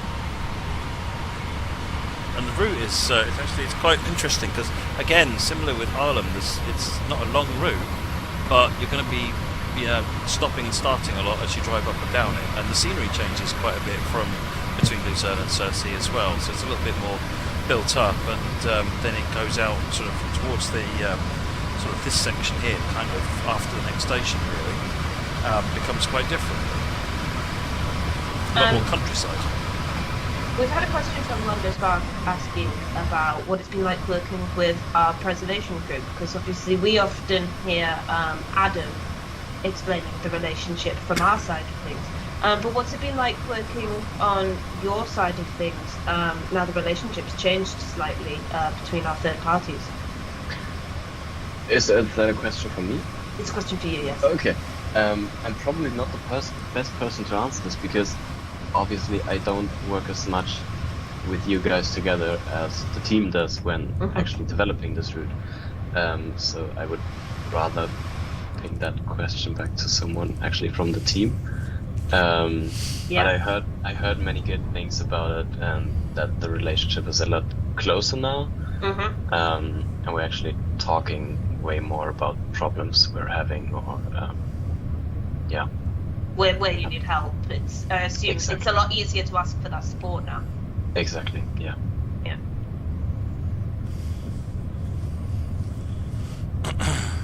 Yeah, But we've got coming back all the to third what- parties really closely integrated with the beta team now as well, which is also working much better. Coming back to what you just said, Matt, there, that's one of the things I like most about this route, that you have the kind of diversity that you start in the middle of a busy city and then just coming to the rural areas, and there's gonna be the lake on the right hand side soon, so yeah. Something quite unique, really like that. Matt Chesterton's asked, can I ask if there will be achievements included with this route? They'll be asking that because we asked them to ask before every release whether or not there'll be achievements. There are achievements, I believe, at least for PC, but I think I'm going to need you to PlayStation- check for PlayStation. All routes should be getting achievements, so we'll double There we check go. that, but yeah, Okay. all routes should be getting achievements. I'm going to The need some achievements are confirmation. definitely in there, Yeah. so it's yeah. As soon as we get a green light on that one, I will share it across the forums and make sure everybody's aware. That sounds good.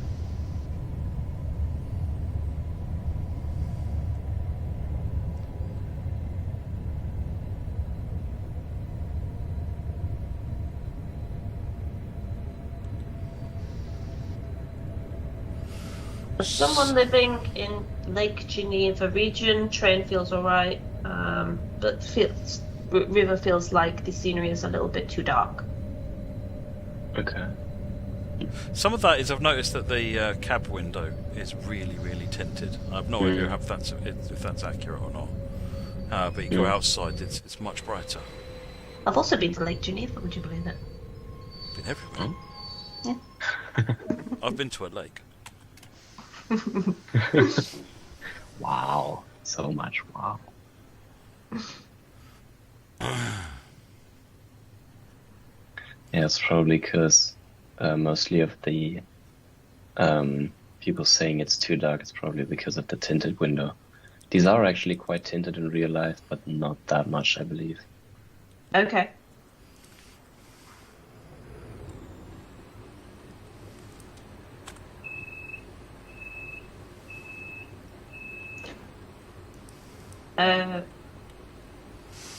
Transportation channel. How many stops are included in the route?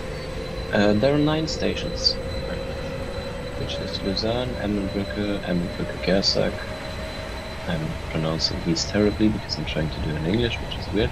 Better than I would do. Rotenburg Dorf, Rotenburg, Sempach, Neunkirch, Nottville, Oberkirch und Sursee. There you go. That's the German Swiss pronunciation.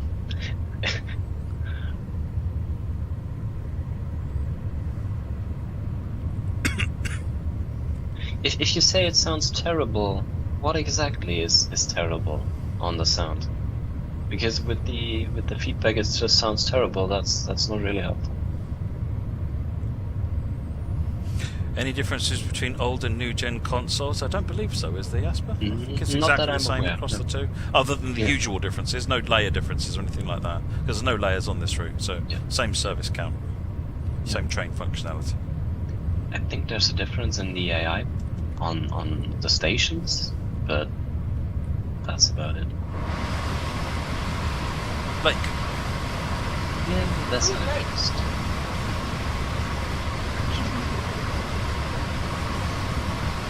Imagine having a house there. Oh, I've been loving it. Yeah, definitely. You're being challenged to pronounce the station names with your best Swiss German accent. Don't make me try to do a Swiss accent. I will probably am very, very bad.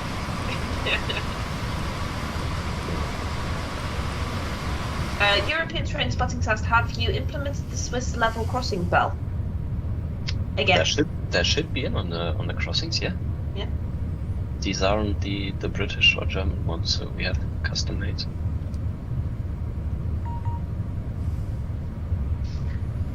Can anyone tell me if the route is challenging grade-wise or if it has any tight curves? Not really. Yeah. If you compare it to a Rosa line, it's nothing as steep as that. No, it's fairly flat route, I think. Yeah. Yeah. I think the appeal here is more the it's a very pretty route. Yeah. And the starting and stopping and Yeah. the ETCS, obviously.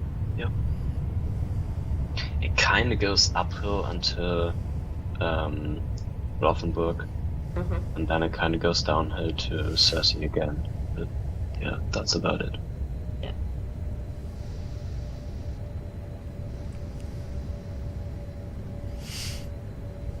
That's actually an interesting question. Why we develop so much Swiss content when we're actually a British company? We're actually not a British company. We're a Scottish company. Yes. So where's all your Scottish stuff then? Yeah. Oh dear, that hole just got dug in a different direction. There was a little bit of Scottish content with the Harlem Line, which wasn't a Rivet product, but Oh yeah. yes, Rivet helped us a lot with the Cathcart. with the definitely, scenery. Oh, there you go. Then I'll let you on. Did a massive amount on Cathcart. Yeah. But I think the main reason for doing so much Swiss content is basically just the influence of Alan Thompson, who obviously worked for us, with us. I know that's his passion, wasn't it? Yeah, he really loves them. He has his he has his own RHB article, which is pretty cool. But yeah, that's probably the main reason. And he was down there and surveyed a lot of the trains and has good connections to the people there, which is quite important if you're doing a payroll product, that you have connections to the operators and people who can tell you more about the train, the route, whatever. That's really helpful. How realistic is this route to the real one, by the way? Is it this kind of length in real life? Is it? Yeah. Yeah. I say the first couple of times I played this, I played it with Google Earth in the other window, and the trees and the roads and everything are all where they're supposed to be. It looks really good. Nice. We've tried to do as exact replication of posterior life as we did.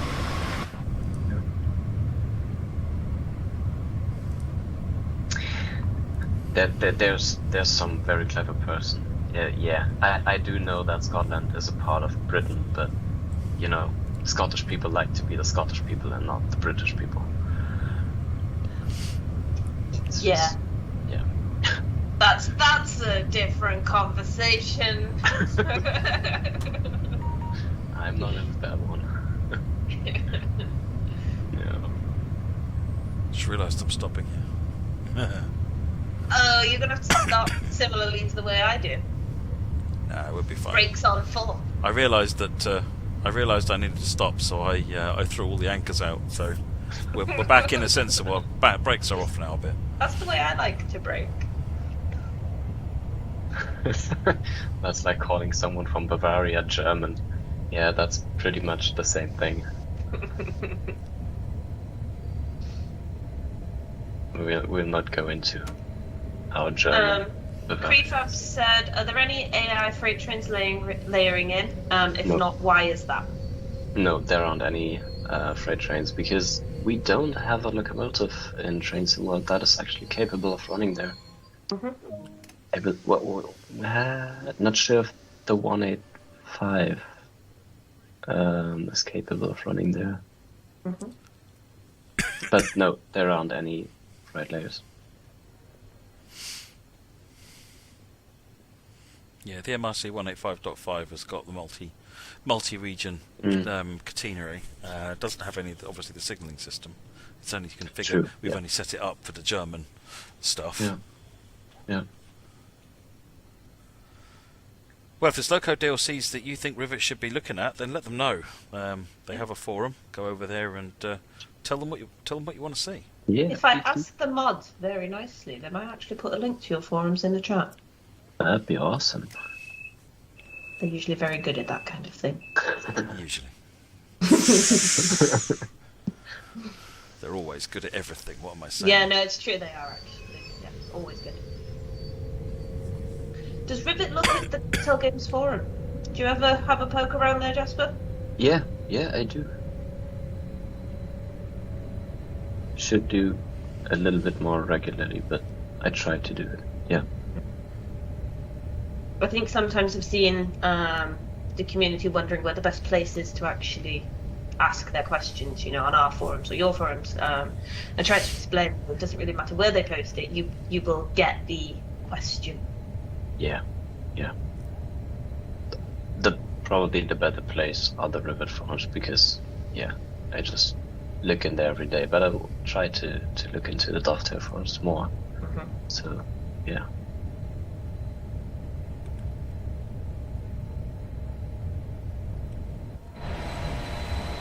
And there's the link to the Rivet forums. Oh, perfect. Yeah. Did you overcome any challenges making this route? That's a great question from Trash Pandy. I like the name. That's really cool. Yeah. Not any particular big challenge in, if you want to have it that way. We've kind of fiddled around with a lot of things, like make sure that the lights are behaving the way they do. On the train, especially because they have this cool LED array that turns on and off, and the red ones aren't where the white LEDs are. Then obviously implementing the TCS was kind of challenge because of the way that TrainSimulator handles the track length, because you don't want to have the TCS stopping you at the end of the track, or you want to have it at the end of the signal or at the signal. Yeah, that was fine. It's just I was just proving that ETCS is working. Okay. Yeah. You were just testing. It was the brakes, just yeah. testing, and I can confirm that it will stop you if you're doing the wrong thing, which is just great. Well done, Jasper. Well done. Yeah. So no major challenges. Just the usual. Yeah. Yeah.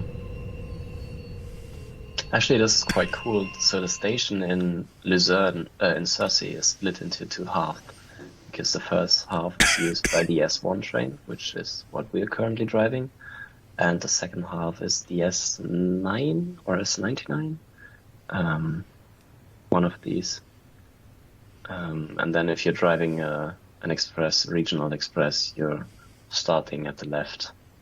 The station isn't split in half on the left right there. The collectibles are the newspaper stands, posters, repairing broken bikes, and route maps. And I got another achievement. Boom. Ooh, you've got a gold. So let me go ahead and run. I'll run the there and back again scenario, because then we can drive. We can start in the depot and bring it into service at Luzern. Someone was actually asking if you can walk around Luzern a little bit as well. We'll do that once we drive in. We'll walk around a bit. We'll mess about with this scenario at the beginning. Yeah. That sounds good. I think it was Adrian asking in the chat. And if we can, would be great to have a wander around in the depot. Yeah. Yes, we'll do both. Just do some wandering. Okay, we actually start with wandering around. When it lets me. Yeah. So yeah, Luzern station is just round the corner. I think just see the tower over there. Yeah. So this is the depot. especially like these train jacks. Yeah. We've They're modeled cool. them specifically for this route because they're quite common in these depots. And You before actually someone use them, or do they just... before someone asked. Yeah, No, before can't someone lift else. the train It up. was me. It was me. I needed to know.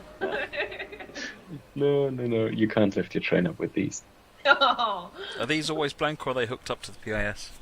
They're hooked up to the PS, so if you choose a destination at the top, they will display something different.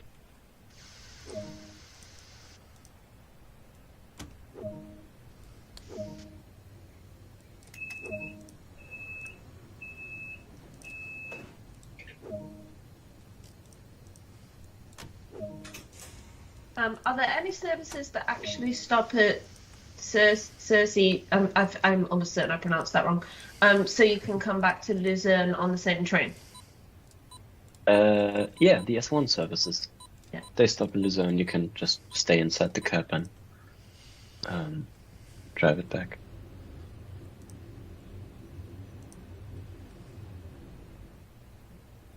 Right, let's get going.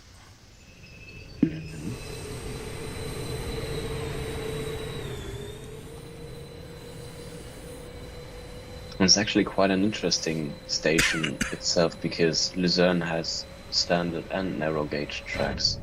You'll see them in a minute. On the right hand side there are coming in rather hot because there's only one track which then splits up into several. Will AI trains have working destination displays? Not at the moment. Okay. So is that I'll something, ping when you them. say at the moment, does that mean that's something that you're fixing? I've pinged the devs a note, which doesn't necessarily mean that it will be fixed. So Yeah, probably we're gonna. go with a no for yes. Yeah. For right now. Yeah. I think the station looks a bit empty, Crazy Killer, because it's sort of like St Pancras in that these are the platforms these trains use. The other platforms are used by other types of trains going in other directions, essentially. So it's kind of as busy as it can be without more train types. Mm-hmm. Particularly as Jesper said, there's the narrow gauge platforms. When we get the train stopped here and shut the cab down, I'll go and have a wander. Perfect. Yeah. No, the PAS system isn't taking the destinations dynamically. You can enter them yourself. Mm-hmm.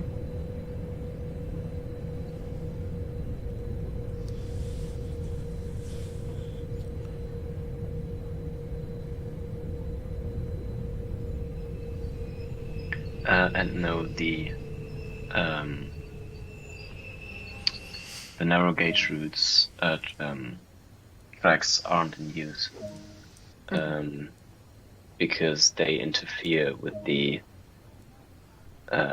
standard gauge tracks, and there's no way to make this work. Or at least we haven't implemented a way to make it work.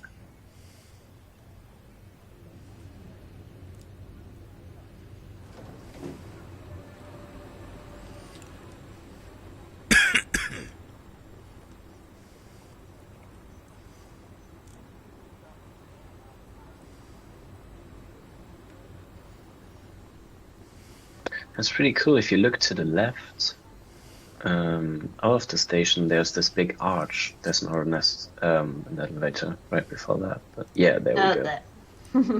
That was the where the old station actually was. So this is kind of the leftover of the old station. Oh, nice. Oh, hello. Oh, I've already done this one. Oh. The newspaper, the Rivet Review. One of the artists had too much time, I believe.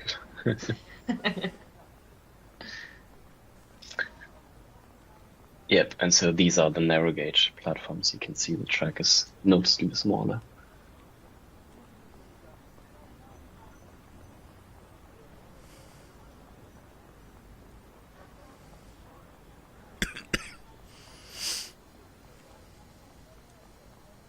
Matthew L said, "Are there any non-drivable AI services on the route to populate the area?" There are a few, yes. Especially the ones going off to the branch that we previously saw. Mhm.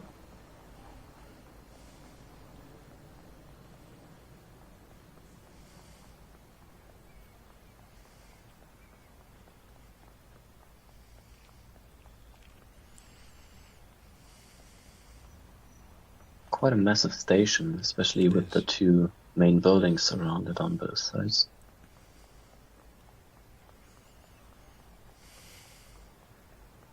What are the collectibles for this route, actually? We have the newspaper stands, the Yeah. broken bikes that you can repair. Okay, yeah. There's one down here. I'll find it. Go find a broken bike. A fixed though, so There's one. you see a if fixed you- bike. a fixed bike, Well, yeah, if well, you go to the chances end are of you've the already platform done and then left, Sorry, there go, should sorry? be one. Yeah, the fixed bike is down in the corner over here Yeah, because it's in the tutorial, the route intro. yeah, Ah. exactly. Oh, and there's a poster up on the left here. I'll go and find the poster. True, yeah, exactly. So yeah, then we have the poster and the route map. So these are the 4 collectibles. Oh no, it's broken. Oh, it's Oh, broken. it's still broken. Yay. Yeah. Go fix it. Way. It's the bike fixed in OBB colours. It's SBB colours as well. Yeah, I think the poster was moved to the left. Is it not down here? Oh no, it's there. There it Yeah, is. sorry. Okay, there's another one as well. Nice. Okay, missing one of everything now. Yeah, I'm happy now.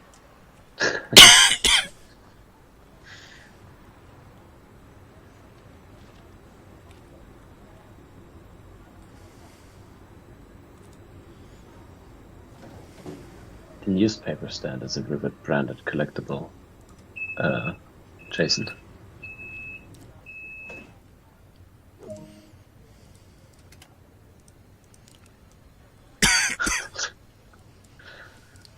Not many train companies out there that include a bicycle repair service with your ticket. Yeah, SPB The special. driver and the train driver does it for you.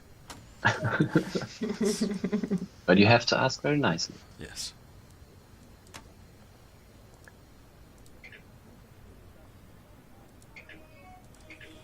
Does the orange box at the station work like in a Rosa line? Mhm. Orange box. There If you was one zoom, over there somewhere. Yeah. there's one on the right as well, just below the There. destination screens. These ones, yeah. You can open them up and then essentially just press a button that lights up an additional signal at the exit signal, which then just gives the driver the information that his train is ready to go. It's like in the UK, we have the right of way, clear to deport boards. And yes, they are working. Is there a mastery reward for this route? There is, yes, There is. but we won't spoil it. Okay. Well, let them discover that for themselves. Discover that for yourself, yeah. That'd be boring if you spoil it. No, I agree.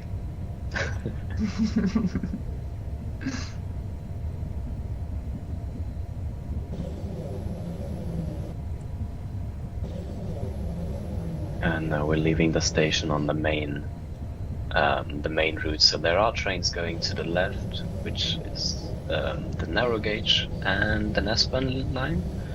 But most of the trains are leaving the station in the direction that we currently do. Speed control is always on. Yes. It's a limiter essentially. Yeah, it is. Jason's asking, what are the livery decals for mastery for the route? I have to pass on that one. Okay. I don't know off the top of my head. So we're not telling you because we're trying to wait for you to figure out for yourself, Jason. We're telling you because we currently don't know. Not telling you. Combination of both. Sure, let's tell. Because we want it to be a secret.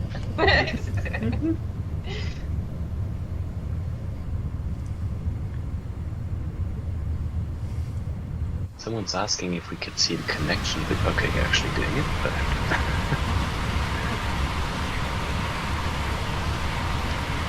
kind of in between 2000 beyond what we had for West Cornwall, which was actually an improved version.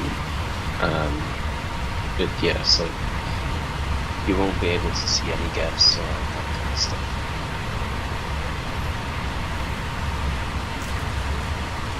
Are SBB liveries now allowed in Crazy Club? No, currently they're not allowed. Brand is not allowed. So if you create anything with SBB or anything along the lines of SBB, it will get rejected.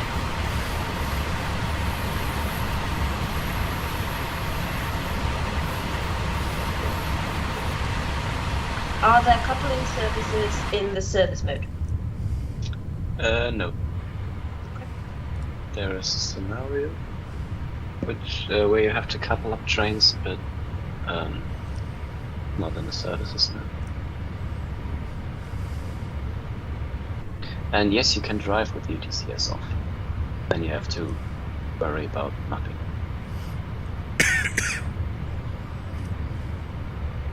Of course, obviously I found a straight bit of the route. Train departs Sursee at 12, and Mother at Oh, 12 that's or why I was 5. Where's laughing. my table room? What? Moggy, behave yourself.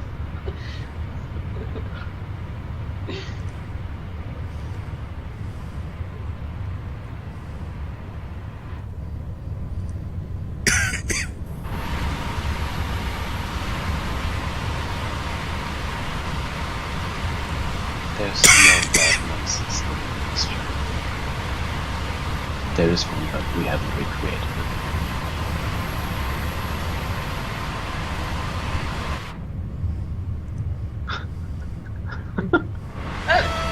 Benedict said, what's wrong with the horn? Why haven't we pressed it? Have we not pressed the horn? I've pressed the horn several times. I'm just Keep not pressing it. pressing it over and over and over again. I have just now and now done a few more. Okay. I don't.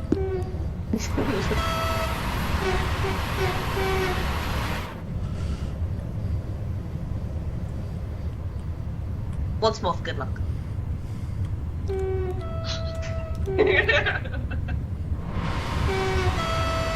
Passenger light is working, yeah.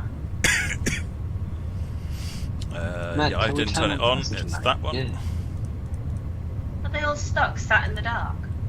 Wow. We're just running an empty train. Passenger lights. Well, Yeah, this is an ECS Alright. repositioning service that runs up the top of the line, and then you change ends and come back down as an in-service train.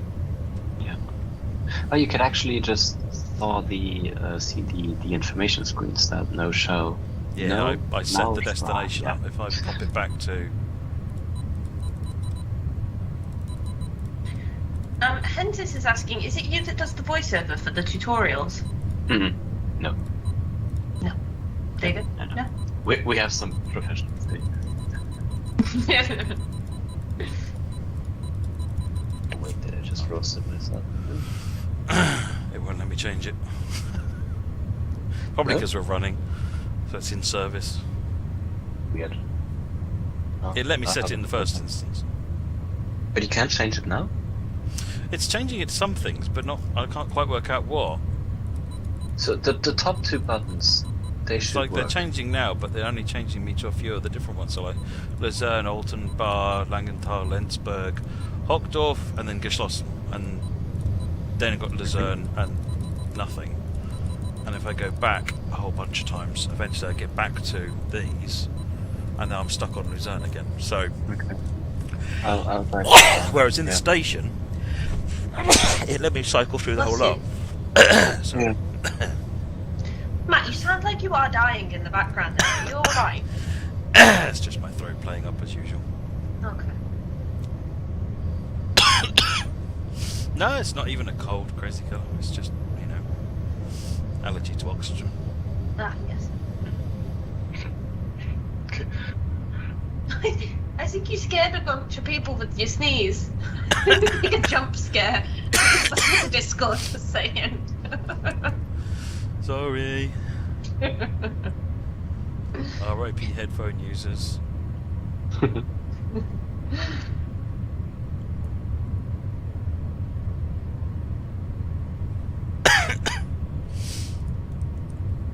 Nat is always brutally honest, Trim Try. I learned from Sam. So yes. Can't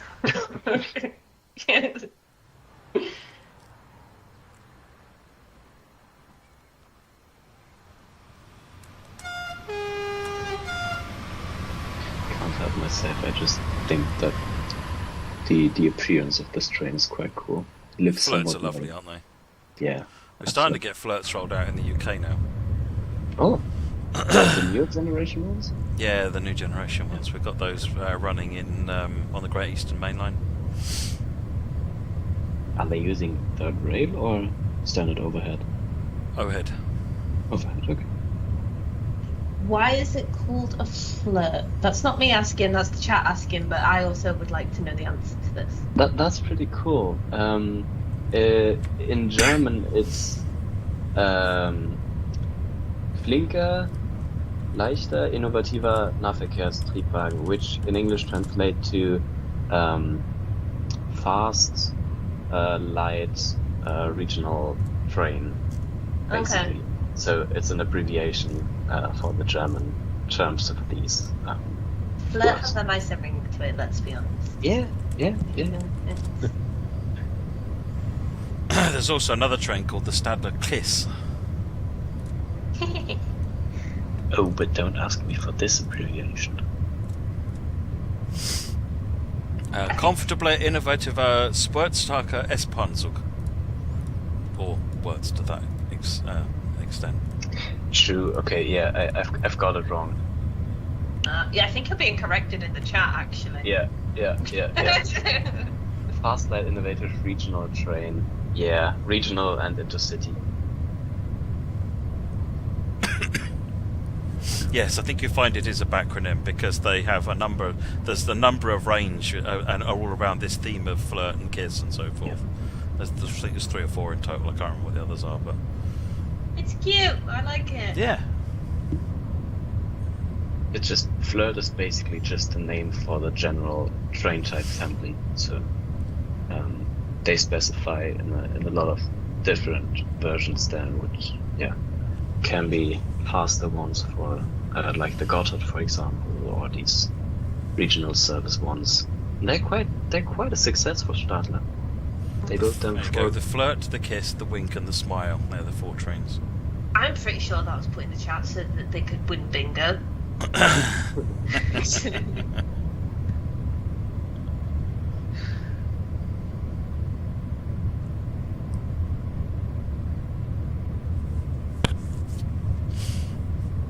I mean, they need one that's like a hug or something now, because I feel like that would work.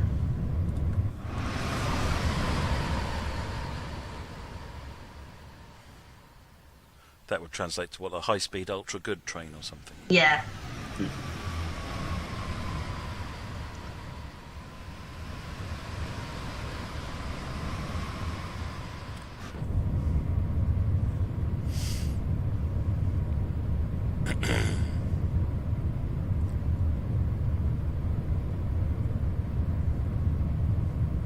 Is there AWS sound? what? No, there's no AWS on this train. Well, that's why there's no AWS sound then. AWS is the British system. There you go. Yeah.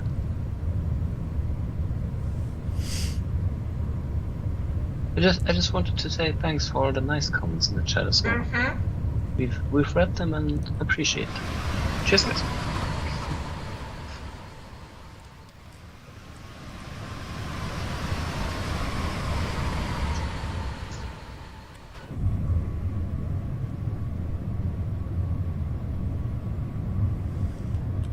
Speeding up a bit now. Once you get out of the windier bit in the southern half of the route, it's the route fairly quickly. But basically, once you see the lake, it's time to speed up. Yeah.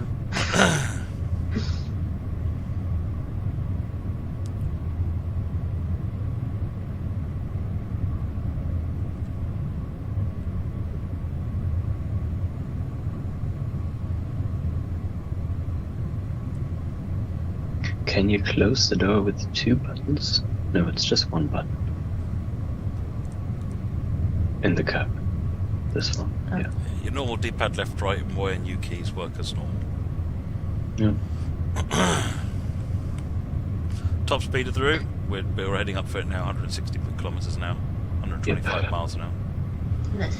That's what the train's allowed to run in ETCS. Do you know if there are rush hour passengers enabled for this route? Yes, there are. Nice. And yes, the crossing gates are animated. Also nice. Double nice. What would be good, Double Jasper, nice. is if you can find me a couple of location for one for next week's for the launch stream, and then we can actually show it. I don't know where the crossing gates are, so it'd be easier if I can find it and then we can see it running up and down. Sure, yeah. There is one at Knotville, I believe. Everyone wanted me Knotville's- to wander around the depot and the station, Sonic Scott, so the schedule is well. Yeah. We are slightly behind schedule. As always. I mean, you're getting more Luzern-Sursee, so you're winning, really, right? I think they're talking about the fact that I was due at my destination 30 seconds ago. I thought they were talking about the stream schedule, so who knows? We're late to both. Yep. We're British and we're doing trains, therefore.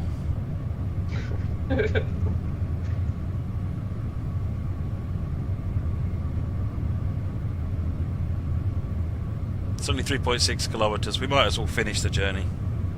Do it.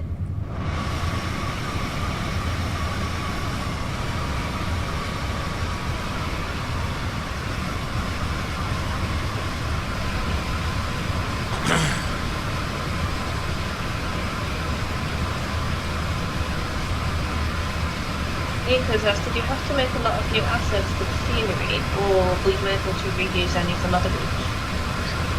Not really, because especially the beginning of the route where you're driving in the middle of the city and there's like kind of the walls up to you, it's quite unique, and the models for the houses are quite remarkable. And especially if you're driving up to Emmenbrücke, Gersak, there are quite a few buildings that you would recognize. So we had to model quite a few ones. And then along the line there are several of these industry buildings. Yeah. And most of them are quite remarkable as well. So no, we haven't reused many assets. Yeah. Obviously some for the standard houses, yeah.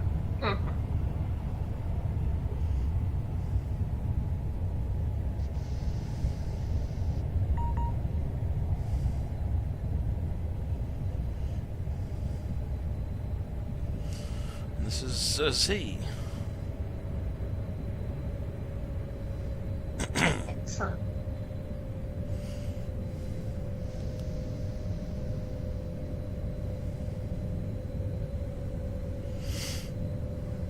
I believe that there's a regional express waiting on the left side, so you can see they use the full station rather than just the first half as we do.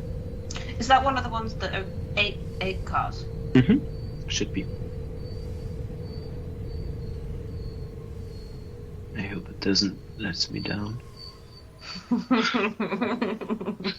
But that's obviously a scenario. So Well, we're about to find out because it's moving. it's a 4-car. It is. It's because I It's asked a if it was four, 8, so yeah. naturally it's 4. Yeah, so yeah, that's probably because it's a scenario. These Yeah. are definitely 8-car in the service timetable. Okay. Yep. Yes, the S-Bahn do terminate in Sursee, and you can do return trips. And you can do in Sursee as well. Excellent. Sorry. And there you go, folks. That is Luzern-Sursee.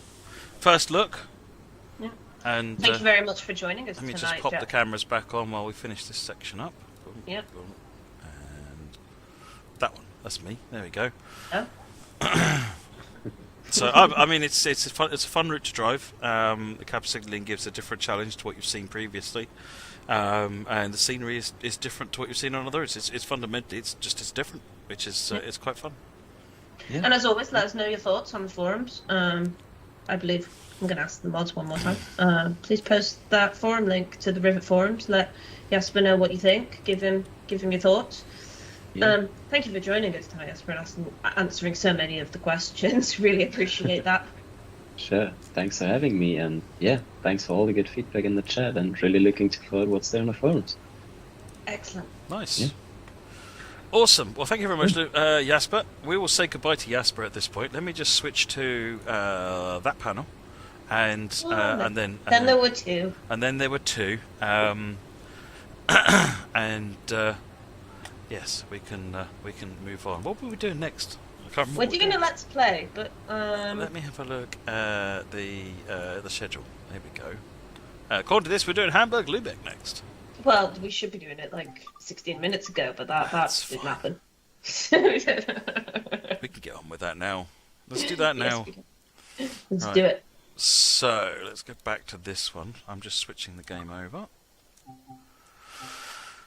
Hamburg-LÜbeck, where are they? There you are. Let me switch back to the game, and we can hide the other camera now. It's not used. That one. Excellent. There we go. Right. Which fancy driving?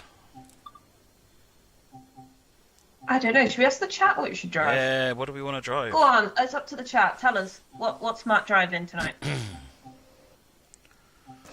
101. I think 101. I think I said pan. Yeah.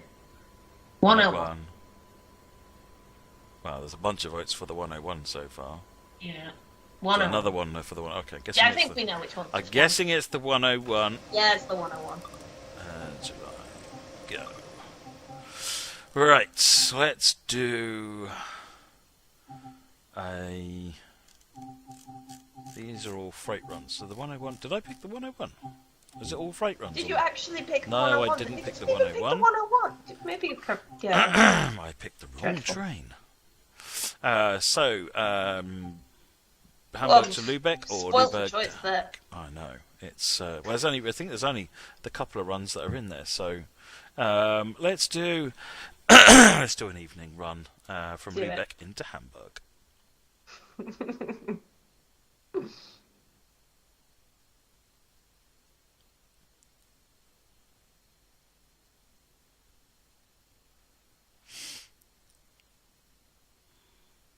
It's having a bit of a think. It's having a bit of a think. Really is. This is encouraging. Oh, there we go. It's all good. I had complete confidence all the time. Yeah, we never doubted. Train line is on. Circuit breaker is on. Let's release the brake. Apply the brakes a bit more. Get the doors open. Put the headlights on. Safety systems on. PZB mode O. And otherwise than that, I think we're in good shape. Let's put RFB, AFB up to 40 kilometers an hour. Lock the doors. I love that You are bell. still on the dev build, but it's not exactly easy to switch from one build to another while you're live. Oh no, it's about an hour and a half. Yeah. It's about an hour and a half's wait for the switch to happen. Yeah. Just so you know, the Discord are impressed that you didn't spad during the preview. Excellent. I strive to please.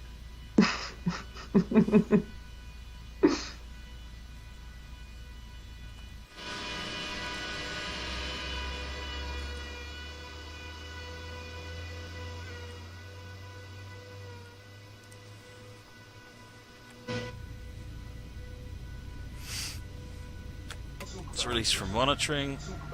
Get up to the speed limit. Morgan saying, don't forget passenger lights. Passenger lights. Oh yeah, that's that one. There you go. Big round of applause in the coaches.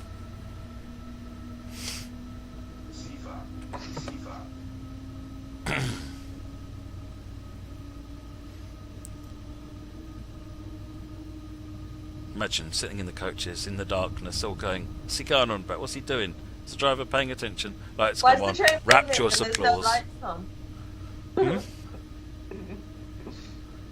Do the passengers pay extra for lighting? Yes, they do. Yeah, it is. It's a first class feature. Yeah. Except first class features didn't work in the first class either, so.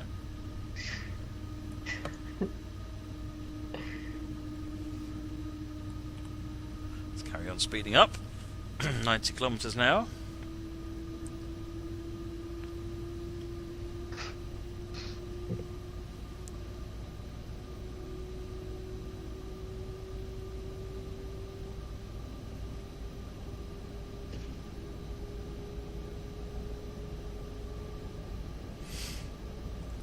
Kickstart a stretch goal for lights, yeah. Does whiplash come free? Only when I'm driving, Jason.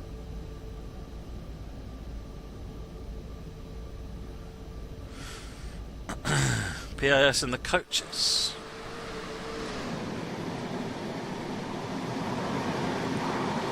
Ooh, 50.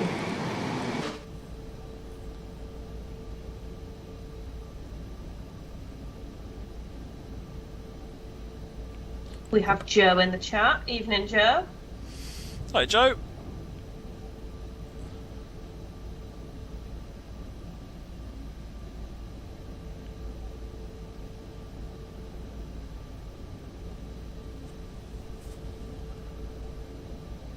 We're going to speed up. Want to go faster. Jason said, Nat, when you drive, I get motion sickness. Nice. Be grateful you're not one of the passengers, you know? Could be worse. Well, at least then they'd get compensation. Actually, no, they sign a Oh, you waiver sign a before waiver. they get on. Yeah. Actually, what I would do is sign the waiver and charge more and call it an extra value thrill ride.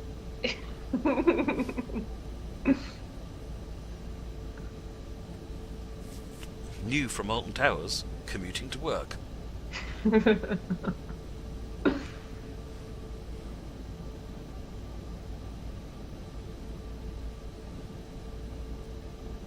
Once we round all the corners here, and then it'll allow us to speed up. Can we have some outside action? Yep, as soon as I've got that 140 dialed in.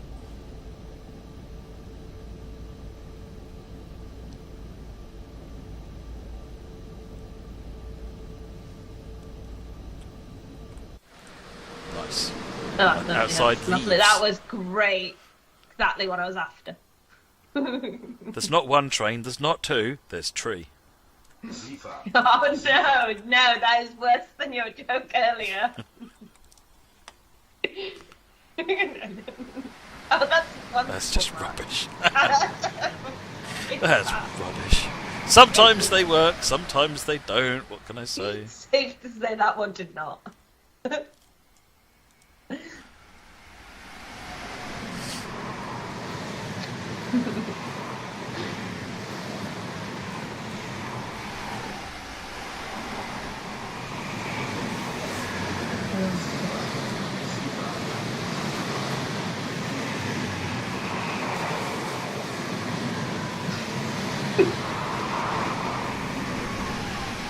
Lando said 60% of the time it works every time.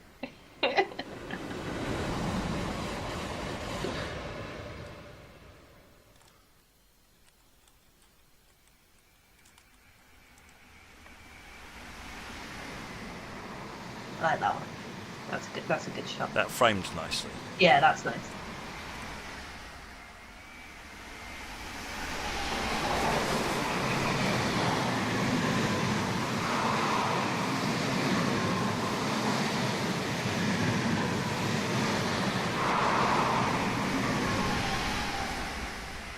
Audio going past all those wheels. Awesome. I couldn't hear it. I'm going to assume it was loud and great. That was great.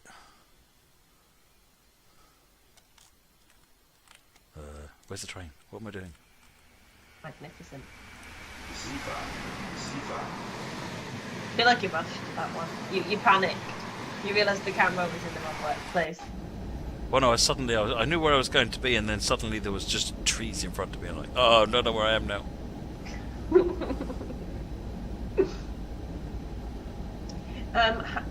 Pegasus is asking, how do you do that on PC with the cameraman? Do what particularly? The 8. So I'm using Shift to speed up, and then left and right to move around. Mouse wheel. And which button is the free cam? Number 8 key. Number 8 key. That works on consoles as well. What, the free cam? The free cam, yes. You can either plug a composite keyboard and press 8, or you can hold the right stick down and use D-pad right 5 times. And the fifth one is the equivalent of the number 8 camera.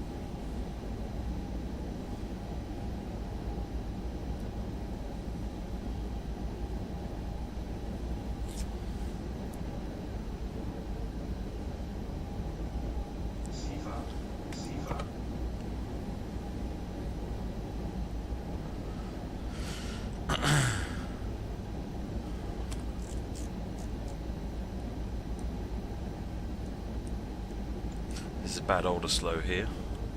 Or bad, old, and slow, as I call it.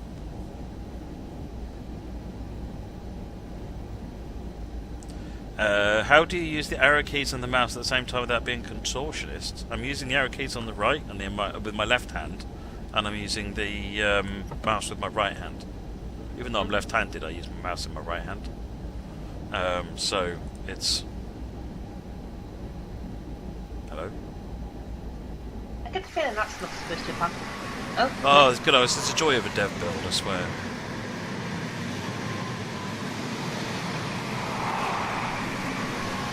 But yeah, I've just used the keys with my my left hand and the mouse on my right hand, and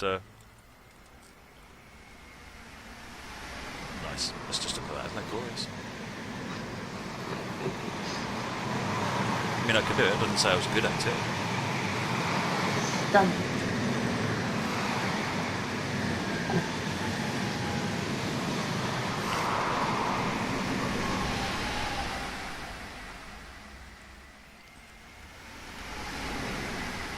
It's too fast to do a Are you kernel trying to do a cam. kernel? I'm doing too fast to do a kernel cam. I need to use joystick if I'm going to do that.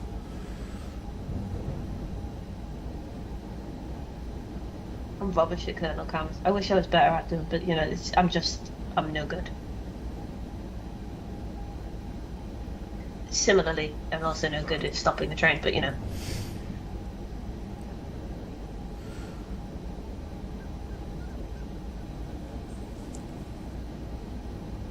Which route is this, and is it a good route to get? Well, I can answer the first part of that question. It's Hamburg-LÜbeck, and on Hamburg-LÜbeck I'm driving the BR101, which is DLC. Whether it's good to get, I will open that to the floor. Personally, I enjoy it, but... It's actually 50% off at the moment as well. Really? Really? Yep. Wow. Yep. You can buy Hamburg-LÜbeck for £12.49. What about the 101? The 101... I mean, I'm gonna say probably confidently that it's on sale because it's not. Oh my gosh, it's the only thing that's like not on sale. The 101 is not on sale. Everything else is basically.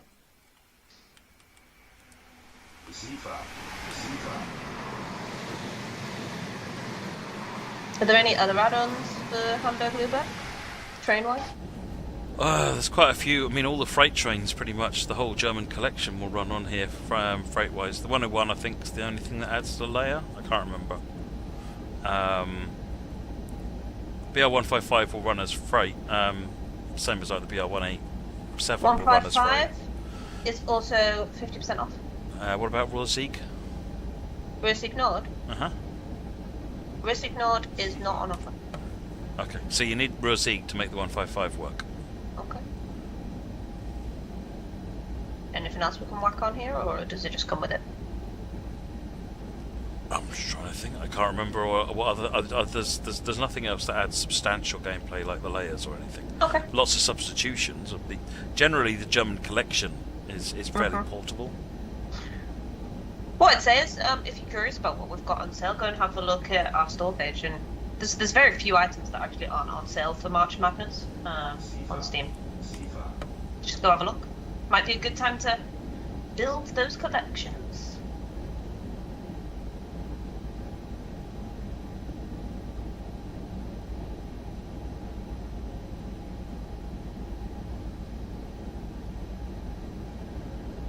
nice fast train, driving itself. 5th anniversary stream is on Sunday, Mr. Weird Fox. Have you got the thing there with you? The thing? The thing that I gave you on Wednesday that we didn't end up using. Depends which thing you mean. The hat thing. Yeah, I got the hats. Don't worry, I've got the hats. So yeah, we're going to be celebrating the 5th anniversary on Sunday instead, as it happened with the Creators Club stuff. We postponed the stream because it was all going a bit wrong on Wednesday, wasn't it, Matt? Just a bit. And it didn't feel like it was the right kind of atmosphere to be celebrating with everybody having such difficulties. So what we thought was instead, why don't we celebrate it on Sunday and make a big deal out of it? Yes. Sounds like a plan. I'm looking forward to Sunday's stream. Me too. Will there be cake? Well, let me see what I can sort out. The thing about the cake. There was supposed to be cake. There was cake. Nat brought cake for the Wednesday stream. The cake has now been consumed. I'm going to be at Ali Pali all weekend, and I've got to come back halfway through Ali Pali, effectively on Sunday, to come back to the office to do the Sunday evening stream.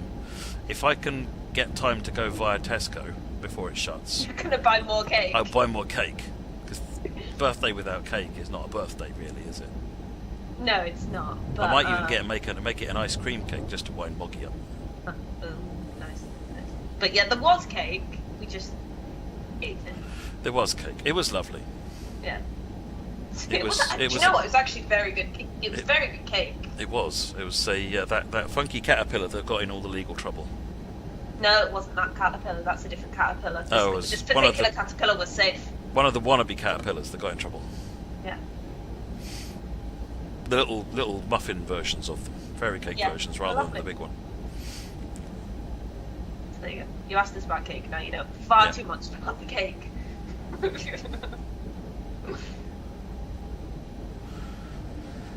Arctic rolls. See, now that's a nice cake.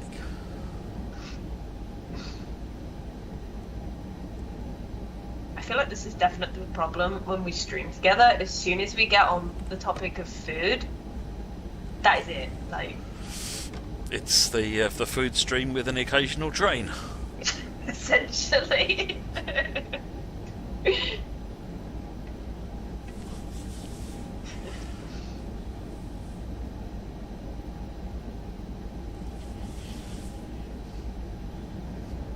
I'll look into the fast lane scenario, Cement, and see what's happening there.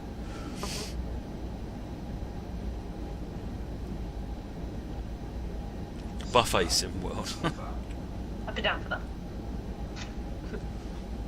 It's a management game where you are on the buffet of a train, looking at the world as it goes by outside, and you have to make your living as a buffet car manager, store manager. There you go. That sounds good to me. Whenever Moggy turns up, your job is to hide the ice cream.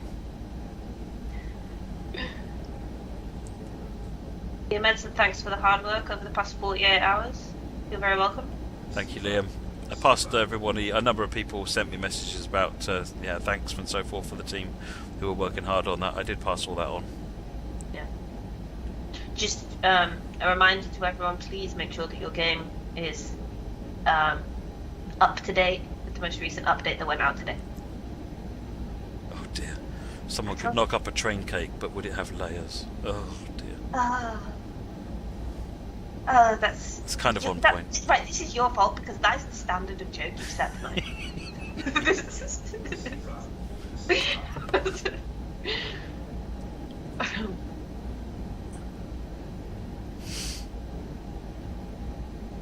You made a Chasing Yellow scenario on Köln with PZBLZBBR101. Look it up under Cabape. I'll have a look at that. Thank you. Drop me a DM on the forums or Discord, Cabape, and so that I can remember to go and look for that. Matt, is next week's stream schedule up yet? No, it's not up yet. I'll be putting it up on Monday. It's more March Madness, isn't it?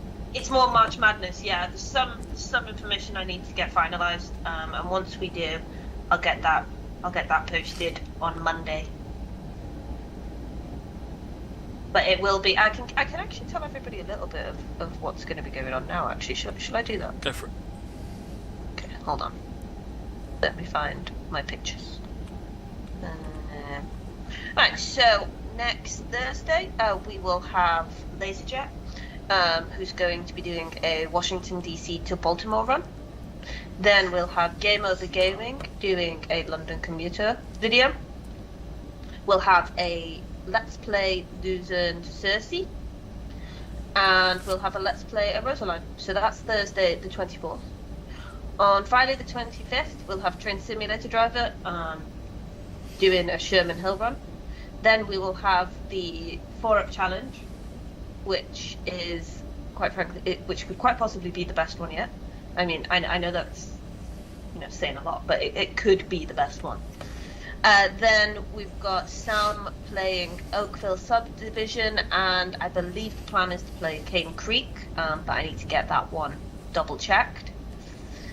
And then the Saturday stream, I don't have all of the details on the Saturday one yet, but on Sunday, it'll be the British Ace doing the Great Gatwick Express showcase, because he's doing both a TSW version and a TS 2020 nice. stream. It's a bit of both, yeah, it's pretty ace. Then there's going to be a Spirit of Steam stream with you. And then finally, the last thing will be a West Somerset Railway stream. So there's some stuff I need to get finalised for the Saturday one, which is why I'll be posting the schedule on Monday. But that's a rough idea of what you can look forward to. So it's a good selection of stuff. Yeah, nice. Lots of. I like watching the creative videos that they send in. There's some really cool stuff in there.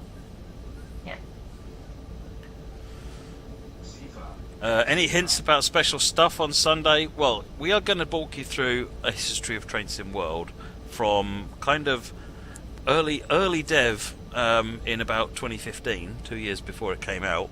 I've got some videos showing you what it looked like, long before there was a sandpatch grade, in the early tech demos, and some screenshots and and then we're going to just take a journey of what, just remind ourselves and yourselves and you what's where Train Sim World has come from and what journey it's been on over 5 years. We did say when we first launched Train Sim World, this was not just a release and forget it. This was a journey we'd be going on.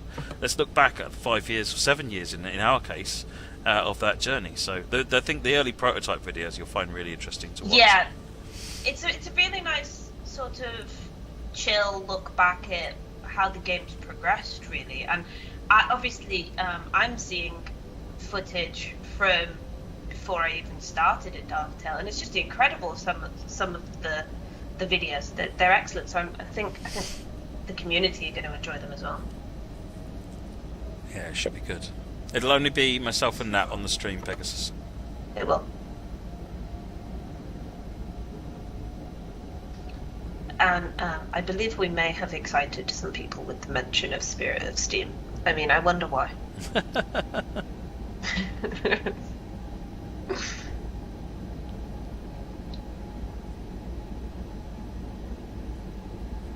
Thank you, Francis. I try.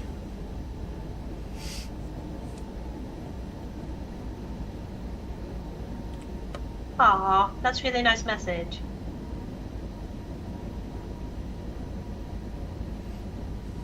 Whatever you do, don't watch the VOD from yesterday. It will destroy everything.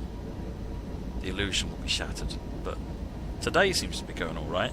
Although I have now said it, so. For those that are asking where the Spirit of Steam stream is, that will be next Sunday.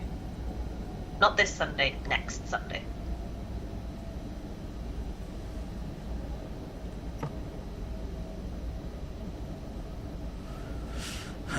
Slow back down again. Londo, less of it. Are you getting sassed? I'm getting sassed.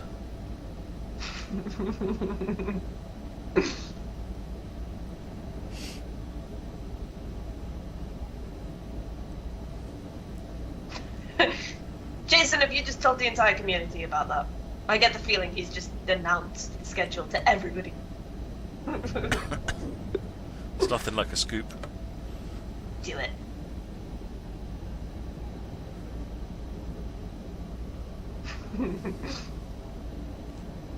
No suspicious eyes. That fills me with confidence. Back up again. That's awesome.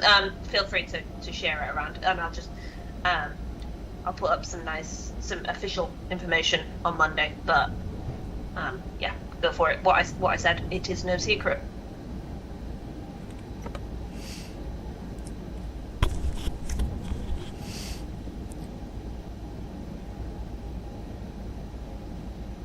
"19 kilometres now to Hamburg. Relatively straightforward run, this being an intercity train. It doesn't stop anywhere. And with AFB driving the train, all I've got to do is, a bit of babysitting, really."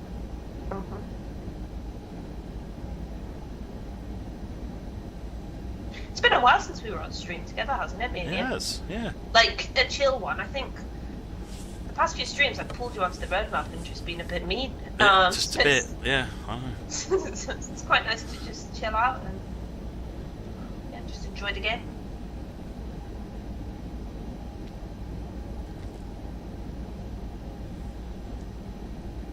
I do like this route. This probably isn't my favourite way of enjoying the route, but the stop and start is on the commuter trains is good fun.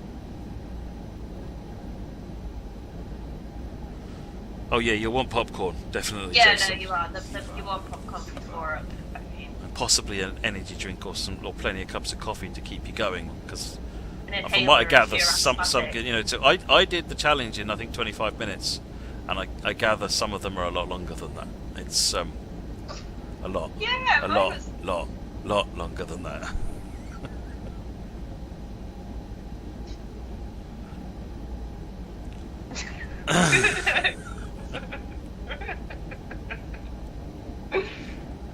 When is it? It's I just said when it was and I've forgotten already.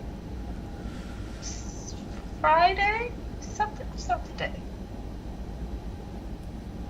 Friday.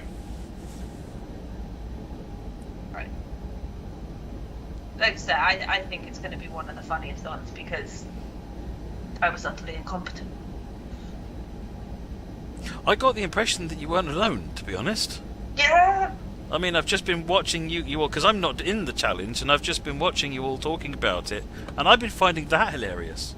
I know the way that Sam and you all will present it on the stream, it's just going to be worse. I mean, better, depending on how you look at it. It's just going to be brilliant. It was a masterstroke on Sam's part, this one. I got to give It was actually, yeah. And you know, we're building up the hype, but I think we're building up the hype because it is going to be hilarious. Just when you watch it, just remember that I did it in 25 minutes. Yeah? That's sort of the benchmark. You know, you see, this is the thing. So Matt mentions that we have a chat as well, and so he told us it was 25 minutes, and then I looked at my run, and I was like, oh no.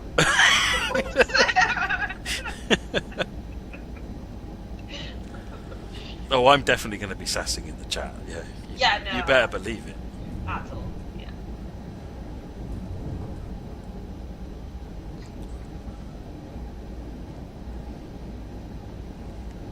Is it 2 hours long? I mean, who knows at this point?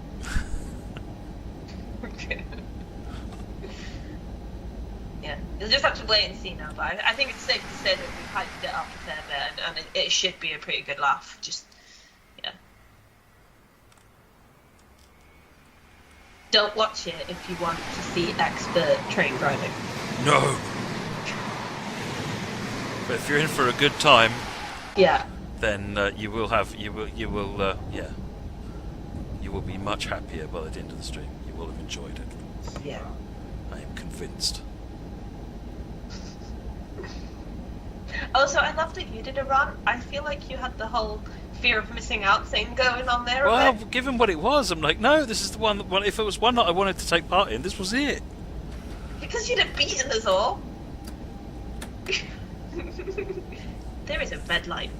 I know, it just appeared. Oh, and I didn't acknowledge the yellow, so the train's going to stop me anyway.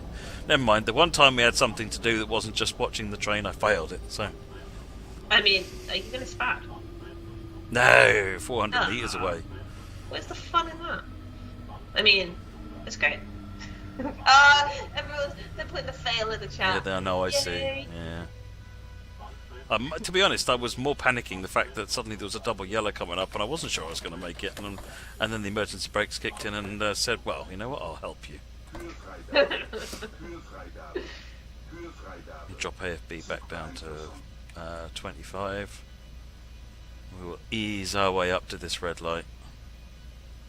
Pegasus has asked, Matt, which train is this? I have the route but don't see it. So this is the 101. This is the BR 101, but Yeah. you also need to own Hauptstrecke Hamburg for the 101 to activate in the game. Yeah.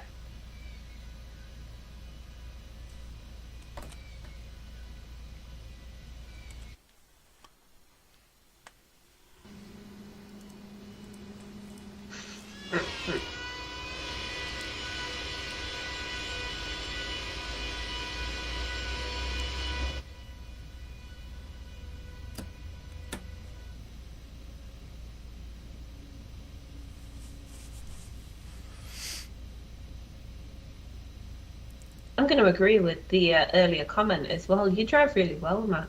Shush you.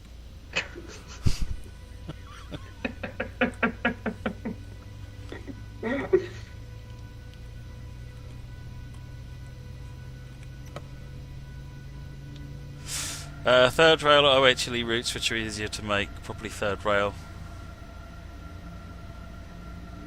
I mean, we have a dedicated person now for building OHLE, whereas the track team just do the third rail. Liam's asked, how can you avoid opening the doors on controller to do the PZB override? Should be just keep the shift key down, press the button, and then release the shift key. Make sure you keep the shift key. But maybe you're doing it too fast?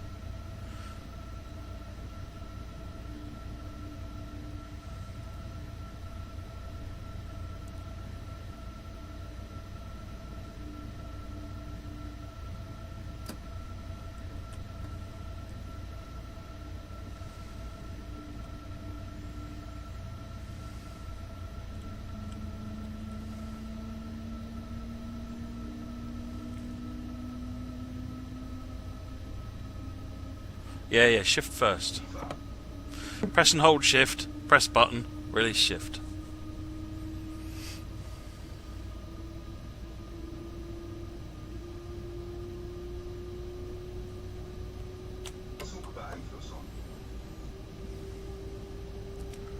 Right, we're out of crazy monitoring madness now.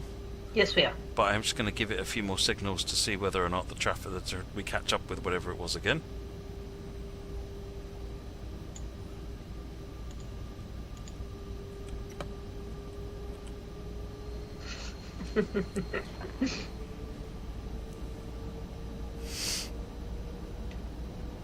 Can you give us a hint? Next German route? No.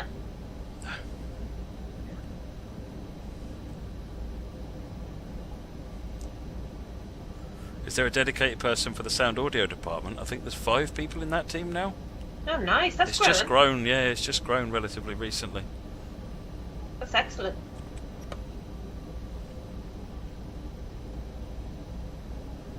Do I need to bring a bowl and spoon for the Sunday party? I mean, it wouldn't hurt to bring cake. Yeah, bring cake. Bring cake. Cake and a trowel.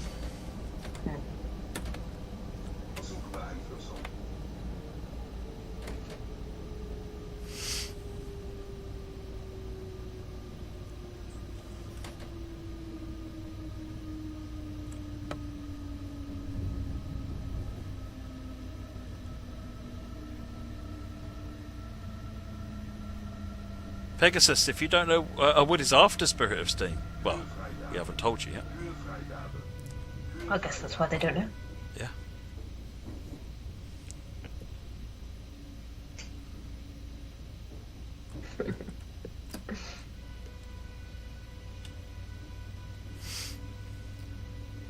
How come you have to go so slow? I'm on red lights. Oh.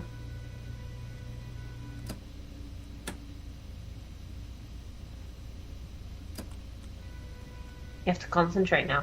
Yeah, I'm having to watch what I'm doing because suddenly this service got quite awesome.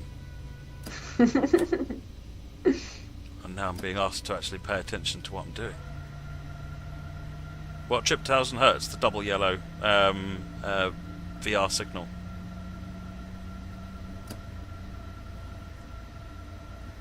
And you've got green with double yellow coming up ahead, look, again, so I think we are following something.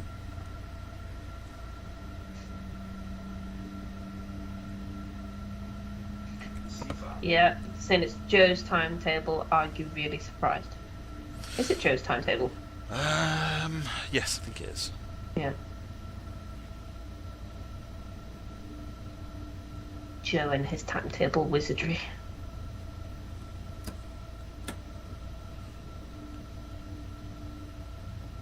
Well, if there was ever anybody I knew was going to master by creating timetables and really enjoy it, it would be Joe.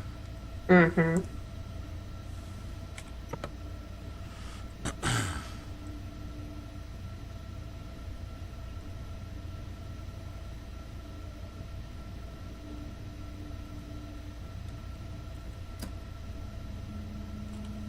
Push up to 80.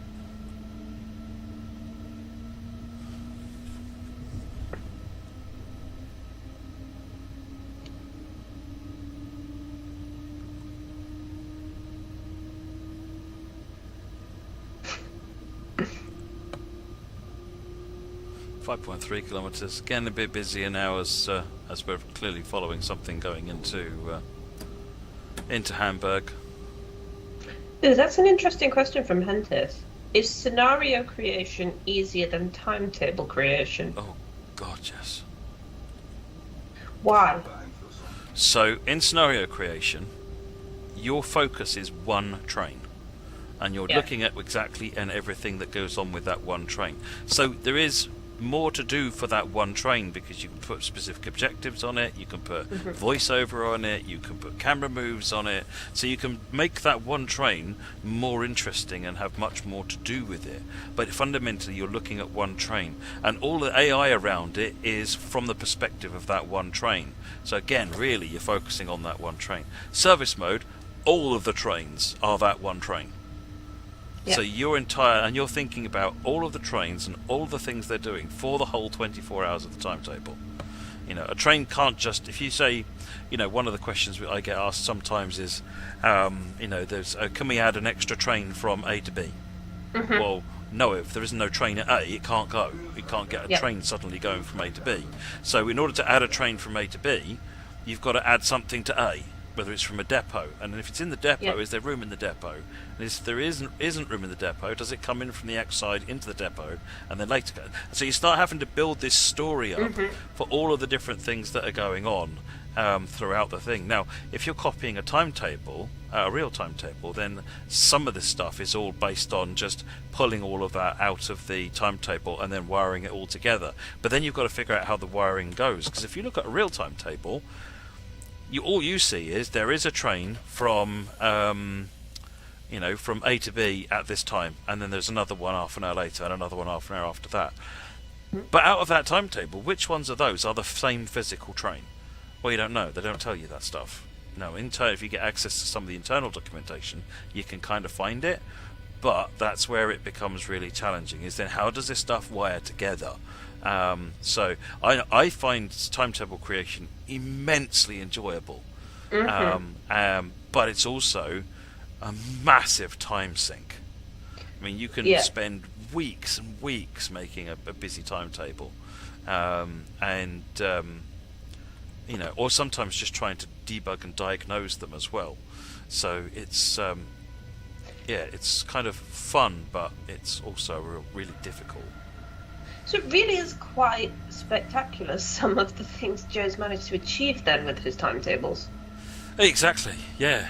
Oh, yeah, no, like I said, Joe has really understood the concept of the timetable and the way that everything works, and it's just, you know, become second nature to how he creates gameplay. If anything, if what you're trying to do in creating gameplay is just replicate the real world, then you're kind of already thinking in the right sort of way anyway. I know, like I said, making timetables is by far my favourite thing when I've done content creation. in the past, and I've made several timetables for the game. So it's yeah, it is good, but it is difficult.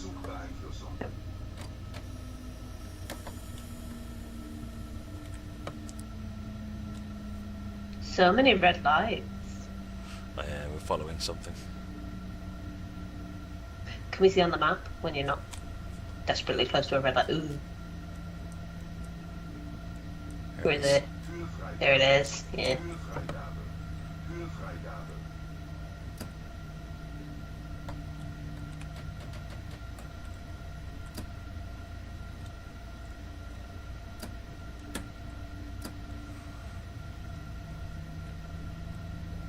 What we got? Oh, we've got a limit of 80.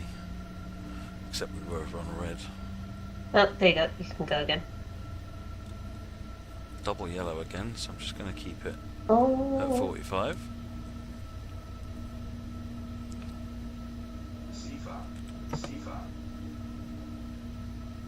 Timetable fun. creation, Hentis, timetable creation is Tetris.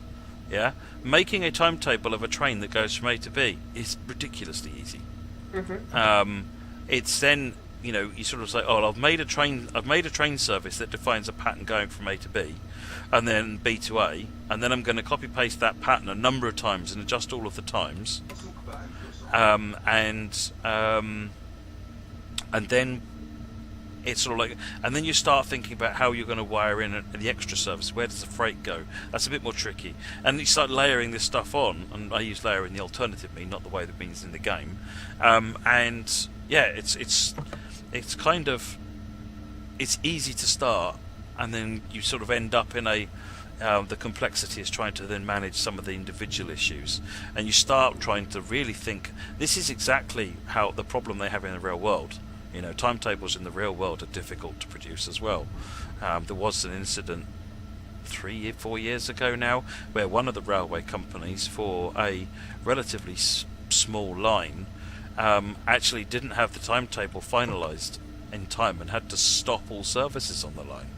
And actually one of the rail tour operators took it over and ran the services while they got it figured out. So it's kind of like, you know, this stuff is quite hard. It's really interesting. I had the opportunity to speak to some people who actually work in timetabling on the real railways, and they were amazed that, you know, we'd ended up with a system which wasn't a million miles away from what they do. Yeah. For what they were doing, and they were quite impressed with, you know, with that aspect of it. Yeah, it is quite neat. I'm quite pleased with what we've ended up with. Certainly my favourite game mode. And it did what we wanted it to when we were sort of like, why are we making service mode? When fundamentally that was just a world of trains that are moving around, and you can pick the one you want to drive, rather than I want to make the service of the 10 a.m. as a scenario, and then I want to do the 10:30 as a scenario. Well, let's just make them all in one service mode. That's kind of like the idea, and it's worked really, really well. So I'm very pleased with that. Cement Circle, I believe Matt has already said that he will take a look at the Fastlane scenario. So we don't need you to keep posting that in the chat. We will look into it.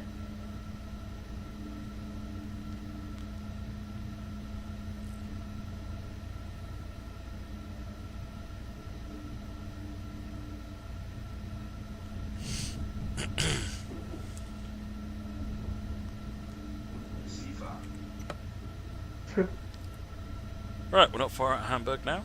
We are not.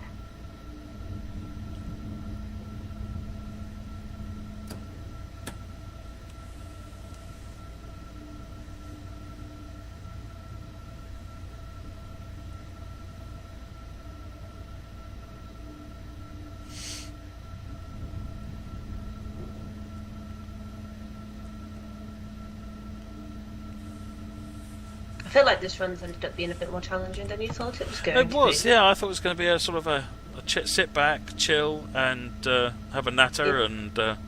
and you've then, had to concentrate. and then all of a sudden the train was like, no.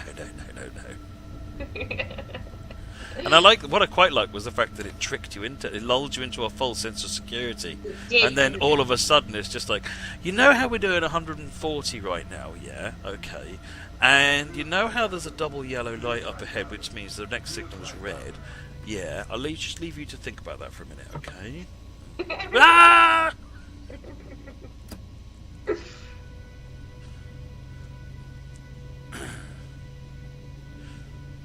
What time are we streaming till, Moricon? We'll be finishing after this run. Yeah.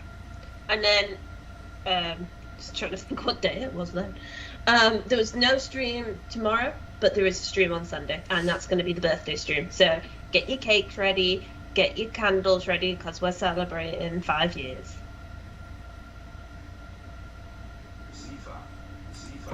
I actually looked, like the little streamery thing, so you can go like, ooh, but they didn't have any.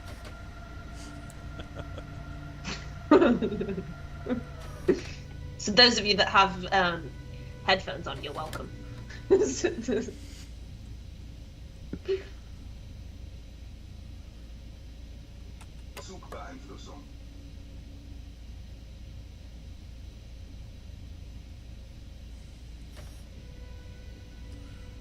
That's us at Hamburg Hauptbahnhof. Lovely. Do you know what? It's ended up working out pretty nicely with the whole timing, because we ran over on Luzern-Sursee, and this has been a perfectly timed run. It's almost like you did it on purpose. Well,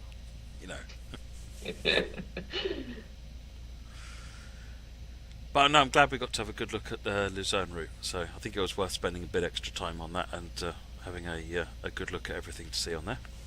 Liam has said, Nat, will there be an off-topic cake thread in the forums?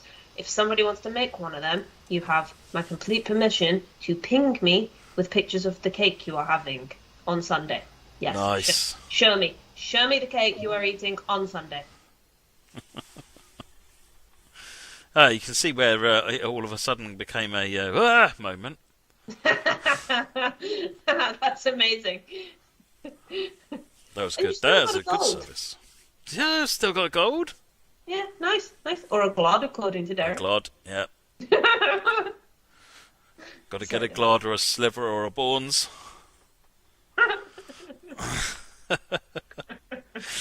Excellent. Okay then, folks. Thank you very much for watching. That's it for tonight. Don't forget, tomorrow and Sunday, the Dovetail team will be at Alexandra Palace. If you happen to be around, Yeah. we'd love to see you.